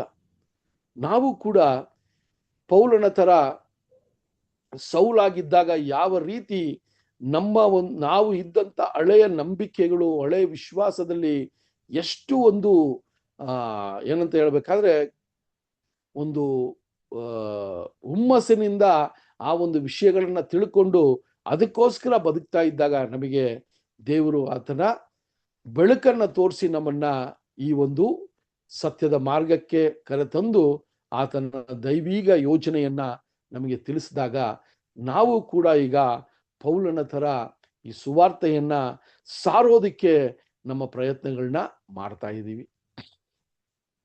ಆ ರೀತಿಯಲ್ಲಿ ನಾವು ನೋಡಿದಾಗ ಯಾವ ರೀತಿ ಯಹೂದ್ಯರು ಆ ಪೌಲನನ್ನ ಹಿಂಬಾಲಿಸ್ಕೊ ಬಂದ್ರು, ಅದೇ ರೀತಿಯಲ್ಲಿ ನಮ್ಮನ್ನ ಕೂಡ ಸಹೋದರರೇ ನಾವು ಇದ್ದಂತ ಹಳೆಯ ನಂಬಿಕೆಯಲ್ಲಿ ಇದ್ದಂತ ನಮ್ಮ ಒಂದು ಎಷ್ಟೋ ಜನರು ಇದಕ್ಕೆ ವಿರುದ್ಧವಾಗಿ ನಿಂತು ನಾವು ಈ ಸ್ವಾರ್ಥೆಯನ್ನು ಸಾರದೇ ಇರಂಗೆ ಎಷ್ಟೋ ಪ್ರಯತ್ನಗಳನ್ನ ಮಾಡ್ತಾರೆ ಸಹೋದರರೇ. ಆದ್ರೆ ಕೂಡ ದೇವರ ಕೃಪೆಯಿಂದ ನಾವು ನಮ್ಮನ್ನ ದೇವರು ಕಾಪಾಡುತ್ತಾ ಇಷ್ಟು ತನಕ ಈ ಸುವಾರ್ತೆಯನ್ನ ಸಾರೋದಿಕ್ಕೆ ಕೃಪೆ ಮಾಡ್ತಾ ಇದ್ದಾರೆ. ಅದನ್ನೇ ನಾವು ಪೌಲನ ಜೀವನದಲ್ಲಿ ಕೂಡ ಈಗ ನೋಡುವಂತವರಾಗಿದ್ದೀವಿ ಸಹೋದರರೇ. ಸೊ ಆ ರೀತಿಯ ವಿಚಾರಗಳನ್ನ ನೋಡ್ಬೇಕಾದ್ರೆ ಪೌಲನು ದೇವಾಲಯದೊಳಗೆ ಆತನ ಸಂಗಡ ಹೋದಂತ ಮನುಷ್ಯರು ಯಾರು ಅಂದ್ರೆ, ಅಪೋಸ್ಟಲರಲ್ಲಿ ಹೇಳ್ತಾರಲ್ಲ, ಯಹೂದ್ಯ ಸಹೋದರಗಳು ಆ ಒಂದು ವ್ರತವನ್ನ 4 ಜನ ವ್ರತದ ಪ್ರಕಾರ, ನಿಯಮದ ಪ್ರಕಾರ ಅವರು ಆ ಕಾರ್ಯಕ್ರಮವನ್ನ ಮಾಡೋದಕ್ಕೆ ತಯಾರಾಗಿದ್ರು. ಅವರ ಸಂಗಡ ಪೌಲು ಕೂಡ ಇದನ್ನ ಮಾಡಿದ್ರೆ ಯಹೂದ್ಯ ಕ್ರೈಸ್ತರಿಗೆ ಅಥವಾ ಯಹೂದ್ಯ ಒಂದಷ್ಟು ಜನರಿಗೆ ಸ್ವಾಮಿ ಇವರು ಧರ್ಮಶಾಸ್ತ್ರಕ್ಕೆ ವಿರುದ್ಧವಾಗಿ ಇರೋರಲ್ಲ ಅಂತ ಸಾಬೀತುಪಡಿಸೋದಿಕ್ಕೆ ಇದನ್ನ ಮಾಡಬೇಕು ಅಂತ ಹೇಳ್ತಾರೆ. ಸೊ ಗ್ರೇಕರಾಗಿರುವಂತ ಯಾರೂ ಕೂಡ ಪೌಲನ ಜೊತೆ ದೇವಾಲಯದಲ್ಲಿ ಹೋಗಿಲ್ಲ. ಯಹೂದ್ಯ ಸಹೋದರಗಳು ಅವರ ಜೊತೆ ಹೋದ್ರು. ಆದ್ರೆ ಇವರ ತಪ್ಪಾದ ಕಲ್ಪನೆ ಗ್ರೇಕರು ಒಳಗೆ ಹೋಗ್ತಾರೆ ಅನ್ನುವ ಒಂದು ಕಲ್ಪನೆಯನ್ನ ನಾವು ನೋಡ್ತೀವಿ ಸಹೋದರ ಸಹೋದರರೇ. ಸೊ ಆಗ ನಾವು ನೋಡಿದಾಗ ಸಹೋದರ ಸಹೋದರರೇ, ಪೌಲನ ಮೇಲೆ ದಾಳಿ ಪ್ರಾರಂಭವಾಗುತ್ತೆ. ಎಂಥ ಒಂದು ವಿಷಯ ನೋಡಿ, ಪೌಲನು ಎಂಥ ಒಂದು ದೇವರ ಸುವಾರ್ತೆಯ ಕೆಲಸವನ್ನ ಎಷ್ಟೋ ಸಂಕಷ್ಟಗಳ ಮಧ್ಯದಲ್ಲಿ ಅವ್ರು ಮಾಡ್ಕೊಬಂದ್ರು. ಎಷ್ಟೋ ಸರಿ ಸಾವನ್ನ ಅವರು ಸಾವಿನ ಹತ್ರ ಹೋಗಿ ಅವ್ರು ಆಚೆ ಬಂದಿರುವಂತ ಘಟನೆಗಳು ನಾವು ನೋಡಿದ್ದೀವಿ. ಎಷ್ಟೋ ಸರಿ ಸತ್ತೋದ್ರು ಅಂತ ಹೇಳಿ ಅವ್ರನ್ನ ಬಿಟ್ಟು ಹೋಗಿರುವ ಒಂದು ಸನ್ನಿವೇಶಗಳೆಲ್ಲ ನಾವು ನೋಡ್ತೀವಿ ಸಹೋದರ ಸಹೋದರರೇ ಈ ಒಂದು ಪಯಣದಲ್ಲಿ. ಆದ್ರೆ ಕೂಡ ಈ ಪ್ರಯಾಣದಲ್ಲಿ ಅವರು ಪಟ್ಟಂತ ಕಷ್ಟಗಳು ಇದೆಲ್ಲ ನೋಡಿ ಅವ್ರು ಯೆರೂಸಲೇಮ್ ಬಂದರೂ ಕೂಡ ಅಲ್ಲೂ ಕೂಡ ಈ ಕಷ್ಟಗಳನ್ನ ಅವರು ಅನುಭವಿಸ್ಬೇಕಾಗಿತ್ತು ಸಹೋದರ ಸಹೋದರರೇ. ಆ ಒಂದು ವಿಚಾರವನ್ನೇ ನಾವು ನೋಡ್ದಂಗೆ ಎರಡು ಸರಿ ಈ ಒಂದು ಘಟನೆ ನಡೀತದೆ ಅಂತ ಅಲ್ಲಿರುವಂತ ಸಹೋದರಗಳು ಕೂಡ ಅವ್ರಿಗೆ ತಿಳಿಸ್ತಾರೆ. ಅಲ್ಲಿ ಒಬ್ಬ ಅಗಬಾಸ್ ಅನ್ನುವ ಪ್ರವಾದಿ ಕೂಡ ಅದನ್ನ ತಿಳಿಸ್ತಾರೆ. ಆದ್ರೆ ಪೌಲನು ಇದಕ್ಕೆ ತಯಾರಾಗಿದ್ರು. ಇದು ತುಂಬಾ ಮುಖ್ಯವಾದದ್ದು ಅಲ್ವಾ? ಸೊ ಅವ್ರು ಕೊಡುವಂತ ಸಲಹೆಯನ್ನ ಕೇಳಿ ಅವ್ರು ಯೆರೂಸಲೇಮ್ಗೆ ಬರದೆ ಅವರು ನಿಲ್ಸಿಲ್ಲ. ದೇವರ ಸಂಕಲ್ಪ ಇದೇ ರೀತಿ ಆಗ್ಬೇಕು ಅಂತ ಇರೋದ್ರಿಂದ ಅವರು ಸಂತೋಷವಾಗಿ ಧೈರ್ಯವಾಗಿ ಈ ಒಂದು ವಿಷಯಗಳು ನಡೀತದೆ ಅಂತ ಗೊತ್ತಿದ್ರು ಕೂಡ ಅಲ್ಲಿ ಬರುವಂತ ಸನ್ನಿವೇಶವನ್ನ ನಾವು ನೋಡ್ತೀವಿ ಸಹೋದರ ಸಹೋದರರೇ. ಸೊ ಅಲ್ಲಿರುವಾಗ ಈಗ ದೇವಾಲಯದಿಂದ ಪೌಲನು ಮತ್ತೆ ಅವ್ರ ಜೊತೆ ಇದ್ದಂತ ಜನರನ್ನ ಎಳೆದು ಆಚೆ ಬಿಸಾಕಿ ಆ ಒಂದು ಬಾಗಿಲುಗಳನ್ನ ಮುಚ್ಚಿದ್ರು ಅಂತ ಕೂಡ ನಾವು ನೋಡ್ತೀವಿ. ಅದಾದ ನಂತರ ನಡೆಯುವಂತ ವಿಷಯಗಳನ್ನ ನೋಡ್ಬೇಕಾದ್ರೆ ಸಹೋದರ ಸಹೋದರರೇ 31ನೇ ವಚನವನ್ನ ಓದನ್ರಿ. 31ನೇ ವಚನ. ಅವರು ಅವನನ್ನು ಕೊಲ್ಲುವುದಕ್ಕೆ ಪ್ರಯತ್ನಿಸುತ್ತಿದ್ದಾಗ ಯೆರೂಸಲೇಮಿನಲ್ಲೆಲ್ಲ ಗಲಿಬಿಲಿಯಾಯಿತೆಂದು ಪಟಾಲಮಿನ ಸಹಸ್ರಾಧಿಪತಿಗೆ ವರದಿ ಬಂತು. ನೋಡ್ರಿ, ಈಗ ಏನಾಯ್ತು ಅಂದ್ರೆ ಯೆರೂಸಲೇಮಿನಲ್ಲಿ ನಡೀತಾ ಇರುವ ಒಂದು ಗೊಂದಲಗಳ ವಿಚಾರವಾಗಿ ಅಲ್ಲಿ ಇದ್ದಂತ ರೋಮಾಪುರಿಯ ಪಟ್ಟಾಳದ ಒಂದು ಅಧಿಪತಿಗೆ ಈ ನ್ಯೂಸ್ ಹೋಯ್ತೀಗ. ಏನಂದ್ರೆ ಯೆರೂಸಲೇಮಲ್ಲಿ ಒಂದು ಗಲಭೆ ನಡೀತಾ ಇದೆ.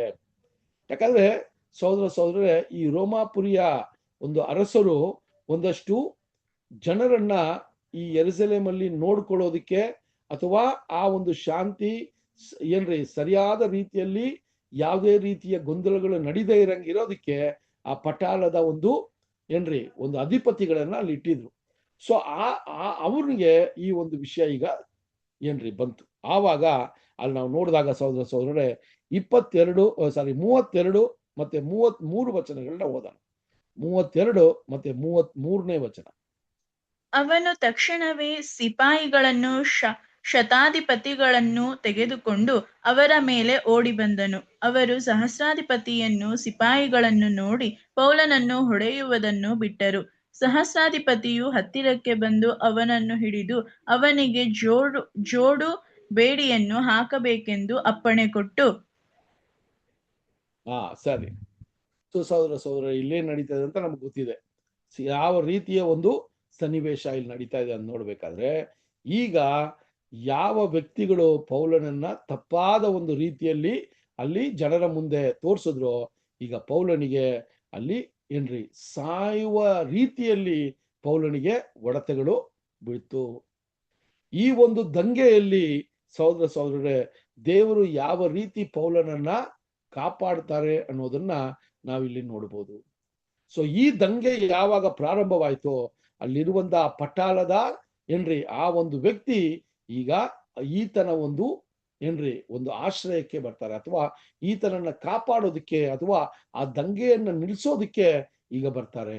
ಅವ್ರು ಬಂದಾಗ ಸಹೋದರ ಸಹೋದರರೇ, ಆ ಒಂದು ಶತಾಬ್ದಿಪತಿಯನ್ನ ನೋಡಿ ಈಗ ಜನರು ಏನ್ ಮಾಡ್ತಾರೆ, ಪೌಲನನ್ನ ಒಡೆಯೋದನ್ನ ನಿಲ್ಲಿಸಿ ಅಲ್ಲಿ ಆತನನ್ನ ಆತನಿಗೆ ಭಯಪಟ್ಟು ಪೌಲನನ್ನ ಸಾಯಿಸೋದನ್ನ ನಿಲ್ಲಿಸ್ತಾರೆ ಸಹೋದರ ಸಹೋದರರೇ. ಆವಾಗ ಆ ಒಂದು ಮನುಷ್ಯನಿಗೆ ಪೌಲನು ಯಾರು ಅಂತಾನೆ ಗೊತ್ತಿಲ್ಲ ಅಲ್ವಾ. ಯಾರು ಈ ವ್ಯಕ್ತಿ, ಏನಕ್ಕೆ ಜನ ಹೊಡಿತಾ ಇದ್ದಾರೆ, ಇದೆಲ್ಲ ಗೊತ್ತಿಲ್ಲ. ಆದ್ರೆ ದಂಗೆಗೆ ಕಾರಣವಾದವನು ಈತನೇ ಅಂತ ಆ ಒಂದು ಸಂದರ್ಭದಲ್ಲಿ ಅದು ತಿಳಿದು ಬಂದು ಈಗ ಪೌಲನನ್ನ ಬಂದಿ ಮಾಡೋದಕ್ಕೆ ಅಲ್ಲಿ ಹೇಳ್ತಾನೆ ಸಹೋದರ ಸಹೋದರರೇ. ಸೊ ಇಲ್ಲಿ ಪೌಲನನ್ನ ಏನ್ ಮಾಡ್ತಾರ್ರಿ, ಅಲ್ಲಿ ಬಂಧನ ಮಾಡ್ತಾರೆ, ಕೈಯನ್ನ ಕಾಲನ್ನ ಕಟ್ಟಿ ಆತನನ್ನ ಏನ್ರಿ ಆ ಒಂದು ಸೆರೆಮನೆಗೆ ಹಾಕೋದಿಕ್ಕೆ ಅಲ್ಲಿ ಅವನ್ನ ತಯಾರಿ ಮಾಡ್ತಾನೆ. ಅದನ್ನೇ ನಾವು ನೋಡ್ತೀವಿ ಸಹೋದರ ಸಹೋದರರೇ. ಸೊ ಇಲ್ಲಿ ನಾವು ನೋಡಿದಾಗ ಪೌಲನ ಒಂದು ಮರಣ ದೇವರ ಚಿತ್ತದ ಪ್ರಕಾರನೇ ಆಗ್ಬೇಕು ಅಂತ ಪೌಲನಿಗೆ ಗೊತ್ತಿತ್ತು ಅಲ್ವಾ. ನಾವು ನೋಡ್ತೀವಿ ಎಲ್ಲಾ ಪ್ರಯಾಣದಲ್ಲೂ ಪೌಲು ಸಂಕಷ್ಟಗಳನ್ನ ಎದುರಿಸಬೇಕಾಗಿತ್ತು. ಎಷ್ಟೋ ಪ್ರಯಾಣಗಳಲ್ಲಿ ಜನರ ಒಂದು ದಾಳಿ ಆಗತ್ತೆ ಅಂತ ದೇವರು ಬೇರೆ ದಾರಿಯಲ್ಲಿ ಪೌಲನನ್ನ ಕಳಿಸಿ ಸುವಾರ್ತೆಯ ಕೆಲಸಗಳನ್ನ ಮುಗಿಸ್ತಾನೆ ಬಂದ್ರು. ಇಲ್ಲೂ ಕೂಡ ಪೌಲನು ಇನ್ನೂ ಆತನ ಓಟವನ್ನ ಓಡಿ ಆತನ ಚಿತ್ತವನ್ನ ಮಾಡಬೇಕು ಅಂತ ದೇವರ ಸಂಕಲ್ಪ ಇರೋದ್ರಿಂದ ದೇವರು ಇದನ್ನ ಅನುಮತಿ ಮಾಡಿದ್ರು ಅಂತ ಕೂಡ ನಾವು ನೋಡುವಂತವರಾಗಿದ್ದೀವಿ ಸಹೋದರ ಸಹೋದರ. ಸೊ ಇಲ್ಲಿ ನಾವು ನೋಡಿದಾಗ ಪೌಲನನ್ನ ದೇವರು ಯಾವ ರೀತಿ ಕಾಪಾಡಿ ಆ ಮನುಷ್ಯನನ್ನ ಕರೆತಂದು ಪೌಲನ ಜೀವವನ್ನ ಉಳಿಸಿದ್ರು ಅಂತ ಕೂಡ ನಾವು ನೋಡ್ಬೋದು ಸಹೋದರ ಸಹೋದರರೇ. ಸೊ ಇಲ್ಲಿ ನಾವು ಏನ್ ನೋಡ್ಬೇಕಂದ್ರೆ, ಎಷ್ಟೋ ಸಮಯಗಳಲ್ಲಿ ಅಪೋಸ್ಟ್ಲರು ಕೂಡ ಯೆರೂಸಲೇಮಲ್ಲೇ ಇದ್ರು ಅಲ್ವಾ. ಎಲ್ಲಾ ಅಪೋಸ್ಟ್ಲರು ಯೆರೂಸಲೇಮಲ್ಲೇ ಇದ್ರು. ಅವರು ಕೂಡ ಸುವಾರ್ತೆಯನ್ನ ಸಾರ್ತಾ ಇದ್ರು. ಈ ಸುವಾರ್ತೆಯನ್ನ ಸಾರಬೇಕಾದ್ರೆ ಅವ್ರಿಗೂ ಕೂಡ ಅನೇಕ ರೀತಿಯ ಸಂಕಷ್ಟಗಳು ಬಂತು. ಆದ್ರೆ ಈ ರೋಮಾಪುರಿಯ ಅರಸರು ಯೆರೂಸಲೇಮನ್ನ ಆಳ್ವಿಕೆ ಮಾಡ್ತಾ ಇರೋದ್ರಿಂದ ಆ ರೋಮಾಪುರಿಯ ಒಂದು ಏನ್ರಿ ಶತಾಧಿಪತಿಗಳಿಂದ ಅಪೋಸ್ಟ್ಲರ್ಗಳು ಕೂಡ ಏನ್ ಸಿಗ್ತಾ ಇತ್ರಿ, ಪ್ರೊಟೆಕ್ಷನ್ ಸಿಗ್ತಾ ಇತ್ತು. ಅವರ ಮೇಲೆ ತುಂಬಾ ದೊಡ್ಡ ದಾಳಿಗಳು ನಡೀದೇ ಇರಂಗೆ ಅಲ್ಲಿ ಇತ್ತು. ಇದು ಕೂಡ ದೇವರ ಒಂದು ಏನ್ರಿ ಒಂದು ಪ್ರೊಟೆಕ್ಷನ್ ಆಗಿತ್ತು ಅಂತ ಕೂಡ ನಾವು ನೋಡ್ಬೇಕು. ಸೊ ಆ ರೀತಿಯಲ್ಲಿ ಪೌಲನ ವಿಚಾರವಾಗಿ ನಾವು ನೋಡ್ಬೇಕಾದ್ರೆ ಸಹೋದರ ಸಹೋದರರೇ, ಇಲ್ಲಿ ಪೌಲನು ಯಾವ ರೀತಿಯ ಒಂದು ವಿಚಾರವಾಗಿ ನಡ್ಕೊಂಡ್ರು ಅಂತ ಕೂಡ ನೋಡು. ಸೊ ಇದೆಲ್ಲ ಕೂಡ ನಾವು ನೋಡ್ಬೇಕಾದ್ರೆ ಪೌಲನ ಒಂದು ವಿಶೇಷವಾದ ಒಂದು ಗುಣವನ್ನ ನಾವು ನೋಡ್ಬೋದು. ವಿಶೇಷವಾದ ಒಂದು ಆತನಲ್ಲಿದ್ದ ಒಂದು ಏನಂತ ಹೇಳ್ಬೇಕಾದ್ರೆ ಒಂದು ಕ್ಯಾರೆಕ್ಟರ್ನ ನೋಡ್ಬೇಕಾದ್ರೆ ಅವರು ತುಂಬಾನೇ ಕಾಮ್ ಆಗಿದ್ರು ಅಂತ ನಾವು ನೋಡ್ತೀವಿ ಅಲ್ವಾ. ಯಾವುದೇ ರೀತಿಯ ಏನ್ರಿ ವಿಚಾರಗಳನ್ನ ಅವರು ಈ ಒಂದು ಗೊಂದಲಗಳಲ್ಲಿ ಕೂಡ ಪೌಲನು ಯಾವುದೇ ರೀತಿಯ ತಾಳ್ಮೆಯನ್ನ ಬಿಟ್ಕೊಡದೆ, ಅಥವಾ ಅವ್ರಿಗೆ ಬಂದಂತ ಕೋಪದಲ್ಲಿ ಯಾವುದೇ ರೀತಿಯ ಮಾತುಗಳನ್ನ ಆಡದೆ ಅವರು ಯಾವ ರೀತಿಯ ಒಂದು ವಿಚಾರವಾಗಿ ಅವ್ರು ನಡ್ಕೊಂಡ್ರು ಅನ್ನೋದು ತುಂಬಾ ಮುಖ್ಯವಾದ ಒಂದು ಪಾಠ ನಮಗೆ ಸಹೋದರ ಸಹೋದರರಿಗೆ. ತುಂಬಾ ಮುಖ್ಯವಾದ ವಿಚಾರಗಳು. ಯಾಕಂದ್ರೆ ಪೌಲನು ಅಲ್ಲಿ ಸಂದರ್ಭಗಳಿಗೆ ಅನುಸಾರವಾಗಿ ಯಾವ ರೀತಿ ಒಂದು ಸರಿಯಾದ ರೀತಿಯಲ್ಲಿ ನಡ್ಕೋಬೇಕು ಒಂದು ಜ್ಞಾನ ದೇವರಿಂದ ಆತನು ಪಡ್ಕೊಂಡಿದ್ದ ಅಂತ ಕೂಡ ನಾವು ಈ ಸನ್ನಿವೇಶದಲ್ಲಿ ಅದನ್ನ ನೋಡ್ಬೋದು ಸಹೋದರ ಸಹೋದರ. ಯಾಕಂದ್ರೆ ಅವರ ಒಂದು ಮೆಚುರಿಟಿ ಲೆವೆಲ್, ಅವ್ರಿಗೆ ಇದ್ದಂತ ಆ ಪ್ರವೀಣತೆ ಇದೆಯಲ್ಲ, ಅದು ಆ ಒಂದು ಶ್ರೇಷ್ಠವಾದ ಒಂದು ಮೆಚುರಿಟಿ ಅವ್ರಿಗಿತ್ತು. ಅವರು ಗಲಿಬಿಲಿ ಮಾಡ್ಕೊಳ್ದೆ, ಅವರು ಕೋಪಕೊಂಡು, ಅವರು ಏನಾದರೂ ಒಂದು ನಿರ್ಧಾರ ತಗೊಂಡು ಅವರು ಜೋರಾಗಿ ವಿರುದ್ಧವಾಗಿ ಮಾತಾಡಿ ಈ ರೀತಿ ವಿಷಯಗಳನ್ನ ಆ ಗೊಂದಲಗಳಲ್ಲಿ ಮಾಡಿಲ್ಲ, ಅಥವಾ ಅವರು ಸರಿ ಅಂತ ಸಾಬೀತು ಮಾಡೋದಿಕ್ಕೆ ಅವರು ಪ್ರಯತ್ನಗಳನ್ನ ಮಾಡಿಲ್ಲ. ಆ ಗೊಂದಲಗಳು ಕಾಲಕ್ರಮೇಣ ಕಡಿಮೆ ಆದಾಗ್ಲೇನೆ ಅವರು ಯಾವ ರೀತಿ ಅವರು ವರ್ತಿಸಿದ್ರು ಅಂತ ಕೂಡ ಈ ಒಂದು ಪಾಠದಲ್ಲಿ ನಾವು ನೋಡಬೇಕಾಗಿದೆ ಸಹೋದರರೇ. ಎಲ್ಲ ಕೂಡ ಈ ಘಟನೆಗಳಲ್ಲಿ ನಾವು ಕಲಿಯುವಂತ ವಿಷಯಗಳು ತುಂಬಾ ಅಧಿಕವಾಗಿದೆ. ನಾವು ಎಷ್ಟೋ ಸರಿ ಸುವಾರ್ತೆಯನ್ನ ಸಾರ್ತೀವಿ, ನಮಗೆ ಸಮಯ ಸಿಕ್ಕಿದಾಗ, ನಮಗೆ ಒಂದು ಅವಕಾಶಗಳು ಸಿಕ್ಕಿದಾಗ ದೇವರ ರಾಜ್ಯದ ವಿಚಾರವಾಗಿ ಸುವಾರ್ತೆಯನ್ನ ಸಾರ್ತೀವಿ. ಆ ಸಮಯದಲ್ಲಿ ವಿರುದ್ಧವಾಗಿ ಮಾತನಾಡೋರು ಎಷ್ಟೋ ವಿಷಯದಲ್ಲಿ ವಿರುದ್ಧವಾಗಿ ಮಾತಾಡ್ತಾರೆ. ಆ ಸಮಯದಲ್ಲಿ ನಾವು ಯಾವ ರೀತಿ ತಾಳ್ಮೆಯಿಂದ, ಪ್ರೀತಿಯಿಂದ, ಸಮಾಧಾನವಾಗಿ ಇದ್ದು ಅದಾದ ನಂತರ ನಾವು ವಿಚಾರಗಳನ್ನ ಅವ್ರಿಗೆ ಸರಿಯಾದ ರೀತಿಯಲ್ಲಿ ಹೇಳೋದಕ್ಕೆ ಪ್ರಯತ್ನ ಮಾಡುವ ಒಂದು ತಾಳ್ಮೆ, ಸಹನೆ ಮತ್ತೆ ಆ ಪ್ರವೀಣತೆ ನಮ್ಮಲ್ಲಿ ಬರಬೇಕು ಸಹೋದರರೇ. ಇದು ನಮಗೆ ತುಂಬಾ ಮುಖ್ಯ. ನಾವು ಮನುಷ್ಯನ ಒಂದು ಸ್ವಭಾವದ ಪ್ರಕಾರ ಕೋಪಗೊಂಡು ನಾವು ಕೂಡ ಸರಿಸಾಟಾಗಿ ಬದಲು ಮಾತಾಡಿ ನಾವು ಕೂಡ ಅಲ್ಲಿ ಆರ್ಗ್ಯುಮೆಂಟ್ ಅಲ್ಲಿ ಹೋಗ್ಬಿಟ್ರೆ ಅಲ್ಲೇ ಸುವಾರ್ತೆಯ ವಿಷಯ ಮುಗಿದೋಗುತ್ತೆ ಸಹೋದರರೇ. ಅದರಿಂದ ಪೌಲನ ಒಂದು ಜ್ಞಾನವಾದ ಒಂದು ವಿಚಾರಗಳನ್ನ ಕೂಡ ನಾವು ಈ ಸಂದರ್ಭದಲ್ಲಿ ನೋಡ್ಬೇಕು ಸಹೋದರರೇ. ಸೊ ಅದಾದ ನಂತರ ನಾವು ನೋಡ್ತೀವಿ ಪೌಲನು ಎಷ್ಟು ಕಾಮಾಗಿದ್ರು ಅಂದ್ರೆ, ನೋಡ್ರಿ ಇಲ್ಲಿ ಬರೋ ಸನ್ನಿವೇಶಗಳು, ಅವರು ಯಾವ ರೀತಿ ಜ್ಞಾನವಾಗಿ ವಿಚಾರಗಳನ್ನ ಸರಿಯಾಗಿ ಮನುಷ್ಯನಿಗೆ ಅವನಿಗೆ ಅರ್ಥ ಮಾಡ್ಕೊಳ್ಳುವ ಒಂದು ಸಮಯವನ್ನ ತಗೊಂಡ್ರು. ಅದೇ ತುಂಬಾ ಮುಖ್ಯ. 34ನೇ ವಚನವನ್ನ ಓದೋಣ. 34ನೇ ವಚನ. ಏನು ಮಾಡಿದ್ದಾನೆ ಎಂದು ಕೇಳಲು ಕೆಲವರು ಹೀಗೆ, ಕೆಲವರು ಹಾಗೆ ಕೂಗುತ್ತಿರಲು ಗದ್ದಲದ ನಿಮಿತ್ತ ನಿಜ ಸ್ಥಿತಿಯನ್ನು ತಿಳಿಯಲಾರದೆ ಅವನನ್ನು ಕೋಟೆಯೊಳಗೆ ತೆಗೆದುಕೊಂಡು ಹೋಗಿರೆಂದು ಅಪ್ಪಣೆ ಕೊಟ್ಟನು. ಓಕೆನಾ? ಸೊ ನೋಡ್ರಿ, ಈಗ ನಾವ್ ಏನ್ ನೋಡ್ತೀವಿ ಅಂದ್ರೆ, ಈ ಒಂದು ಸೇನಾಧಿಪತಿ ಬಂದಲ್ಲ, ಇವನಿಗೆ ಏನ್ ನಡೀತಾ ಇದೆ ಅಂತಾನೂ ಗೊತ್ತಿಲ್ಲ, ಏನಕ್ಕೋಸ್ಕರ ಈ ಗಲಭೆ ಪ್ರಾರಂಭವಾಯ್ತು ಅಂತ ಗೊತ್ತಿಲ್ಲ. ಈ ವಿಚಾರವಾಗಿ ಅಲ್ಲಿ ಕೇಳಿದಾಗ ಒಬ್ಬೊಬ್ರು ಒಂದೊಂದು ಮಾತನ್ನ ಹೇಳ್ತಾ ಇದ್ರು, ಒಬ್ಬೊಬ್ರು ಒಂದೊಂದು ದೂರನ್ನ ಕೊಡ್ತಾ ಇದ್ರು. ಒಬ್ರು ಸರಿ ಅಂತ ಹೇಳ್ತಾ ಇದ್ರು, ಒಬ್ರು ಪೌಲನು ಮಾಡಿದಂತ ಸರಿ ಅಂತ ಹೇಳ್ತಾ ಇದ್ರು, ಒಬ್ರು ಯಹೂದ್ಯರು ಮಾಡಿದ್ದು ತಪ್ಪು ಅಂತ ಹೇಳ್ತಾ ಇದ್ರು. ಇದೆಲ್ಲ ಕೂಡ ಅಲ್ಲಿ ಗೊಂದಲ ಆದಾಗ ಈತನಿಗೆ ಸಮಯ ಸಾಲ್ತಾ ಇರ್ಲಿಲ್ಲ, ಅಥವಾ ಸರಿಯಾದ ಒಂದು ಆ ಒಂದು ಸನ್ನಿವೇಶದ ಒಂದು ವಿಷಯ ಅವನು ಗೊತ್ತಿಲ್ಲದೆ ಇರೋದ್ರಿಂದ ಇಮ್ಮಿಡಿಯೇಟ್ ಆಗಿ ಅಲ್ಲಿ ಹತ್ರ ಇರುವಂತ ಕೋಟೆಯ ಒಂದು ಒಳಗೆ ಈತನನ್ನ ಕರ್ಕೊಂಡು ಹೋಗ್ಬಿಡ್ರಿ ಅಂತ ಅಲ್ಲಿ ಒಂದು ಆಜ್ಞೆಯನ್ನ ಕೊಡ್ತಾನೆ ಅಲ್ವಾ. ಸೊ ಅಲ್ಲಿ ನಾವು ನೋಡುವಾಗ ಸಹೋದರರೇ, ಇನ್ನೂ ಈತನನ್ನ ಒಡೆದು ಬಿಡ್ಬೋದು ಅಂತ ಹೇಳಿ ಇವನ್ ಬಂದಿದ ತಕ್ಷಣ ಯಹೂದ್ಯರನ್ನ ಇವ್ರನ್ನ ಬಿಟ್ರಲ್ಲ, ಆವಾಗ್ಲೇ ಪೌಲನಿಗೆ ತುಂಬಾ ಪೆಟ್ಟು ಬಿದ್ದಿತ್ತು. ಶಾರೀರಿಕವಾಗಿ ಈತನ ಮೇಲೆ ದಾಳಿ ಹೆಂಗಿದ್ದಿರ್ಬೋದು ಅಂತ ಯೋಚನೆ ಮಾಡಿ ಸಹೋದರರೇ. ಒಬ್ಬ ವ್ಯಕ್ತಿ ಇನ್ನೊಬ್ಬ ವ್ಯಕ್ತಿಯನ್ನ ಹೊಡೆದಾಗ ಅದು ಒಂದು ರೀತಿಯ ವಿಚಾರ.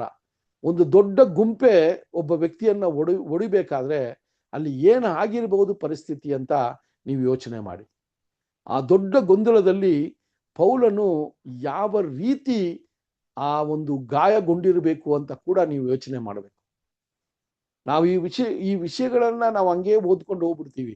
ಆದ್ರೆ ಅಲ್ಲಿ ಇರುವಂತ ಸನ್ನಿವೇಶವನ್ನ ನಾವು ಸ್ವಲ್ಪ ಗಮನ ಕೊಟ್ಟು ಆಲೈಸಿ ನೋಡಿದಾಗ ಪೌಲನು ಮರಣವನ್ನ ಮತ್ತೊಮ್ಮೆ ಅದನ್ನ ನಿರ್ದರ್ಶವಾಗಿ ಅಥವಾ ಅದನ್ನ ಆ ಮರಣ ಹೊಂದುವ ಒಂದು ಪಾಯಿಂಟ್ ತನಕ ಆತನು ಹೋದ್ರು ಅಂತ ಕೂಡ ನಾವು ನೋಡ್ಬೋದು.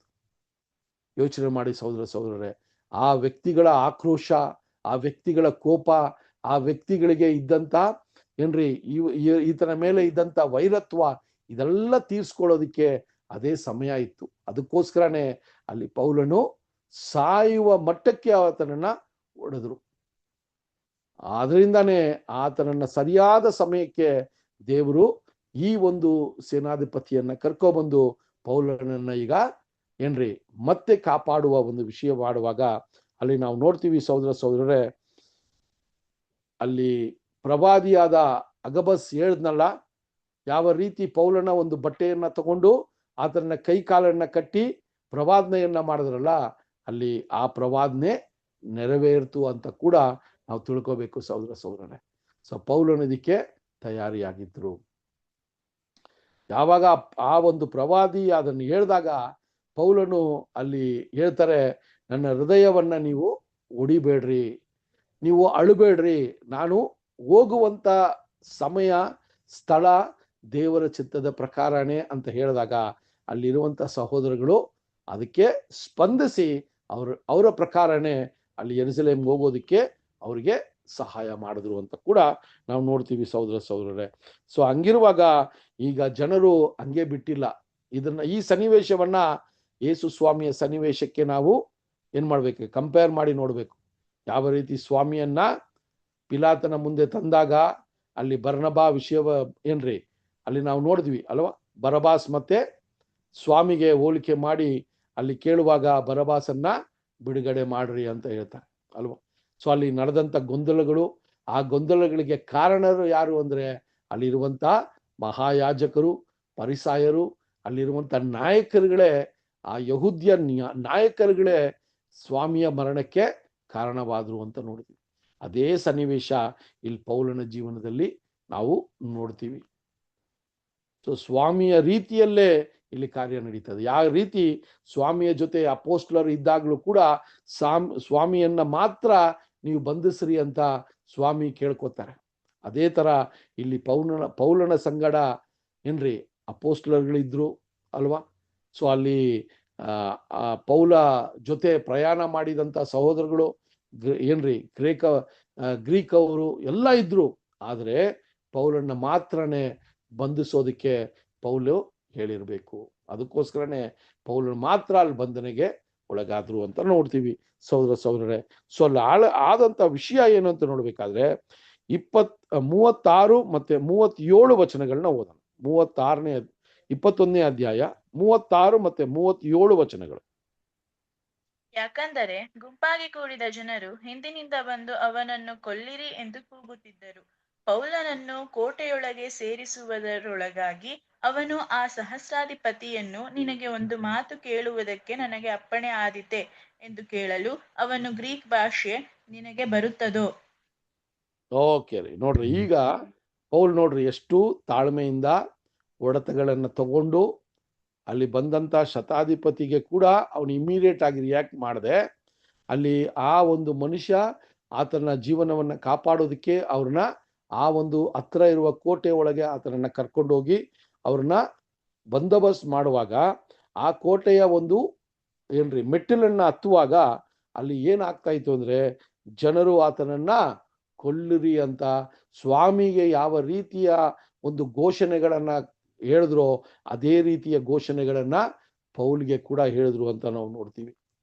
ಅವ್ರನ್ನ ಕೊಲ್ಲಬೇಕು, ಆತನನ್ನ ಏನ್ರಿ ಸಾಯಿಸ್ರಿ ಅಂತ ಹೇಳುವ ಒಂದು ಘೋಷಣೆಗಳು ಅಲ್ಲಿ ಕೇಳಿ ಬಂತು ಸಹೋದರರೇ.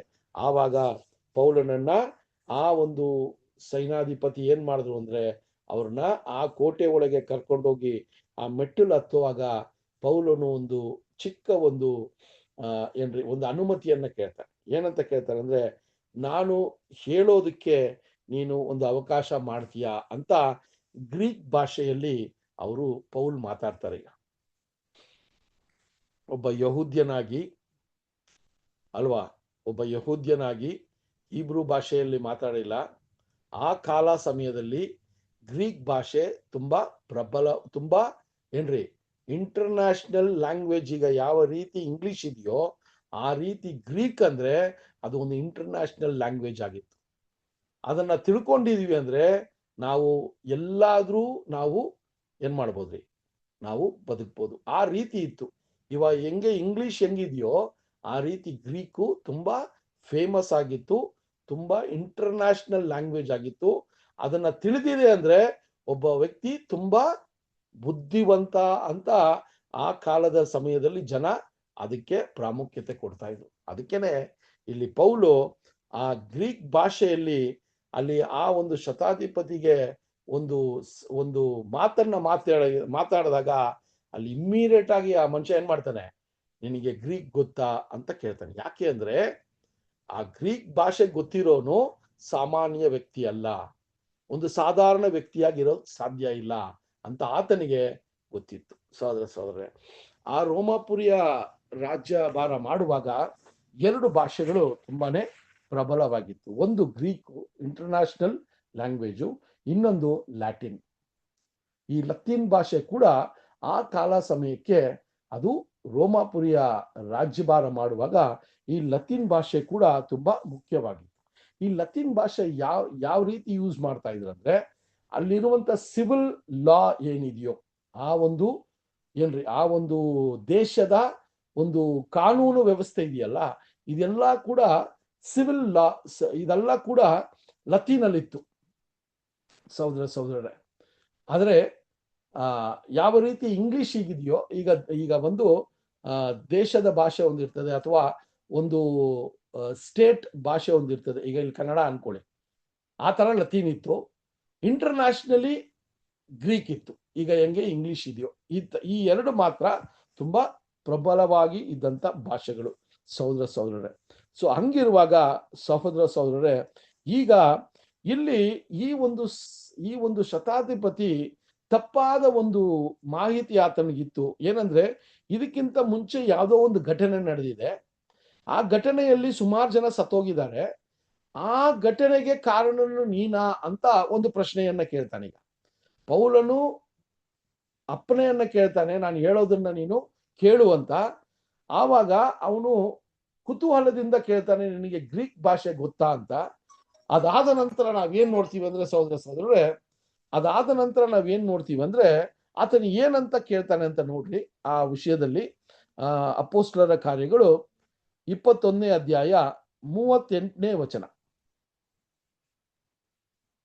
ಕೆಲವು ದಿವಸಗಳ ಹಿಂದೆ ದಂಗೆ ಎಬ್ಬಿಸಿ ಆ 4,000 ಮಂದಿ ಘಾತಕರನ್ನು ಅಡವಿಗೆ ಕರೆದುಕೊಂಡು ಹೋದ ಆ ಐಗುಪ್ತನು ನೀನೇ ಅಲ್ಲವೇ ಎಂದು ಕೇಳಿದನು.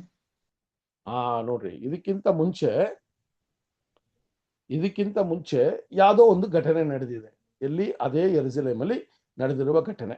ಸೊ ಅಲ್ಲಿ ಹೇಳ್ತಾರೆ, ಈ ಒಂದು ಗೊಂದಲ ಆಯ್ತಲ್ಲ ಈಗ ತಾನೆ, ಅದರಲ್ಲಿ 4,000 ಮಂದಿ ಏನಾಯ್ತಂತೆ. ಅಲ್ಲಿ ಆ ವಚನ ಓದಿ ಸಿಸ್ಟರ್, ಇನ್ನೊಂದ್ಸರಿ 38.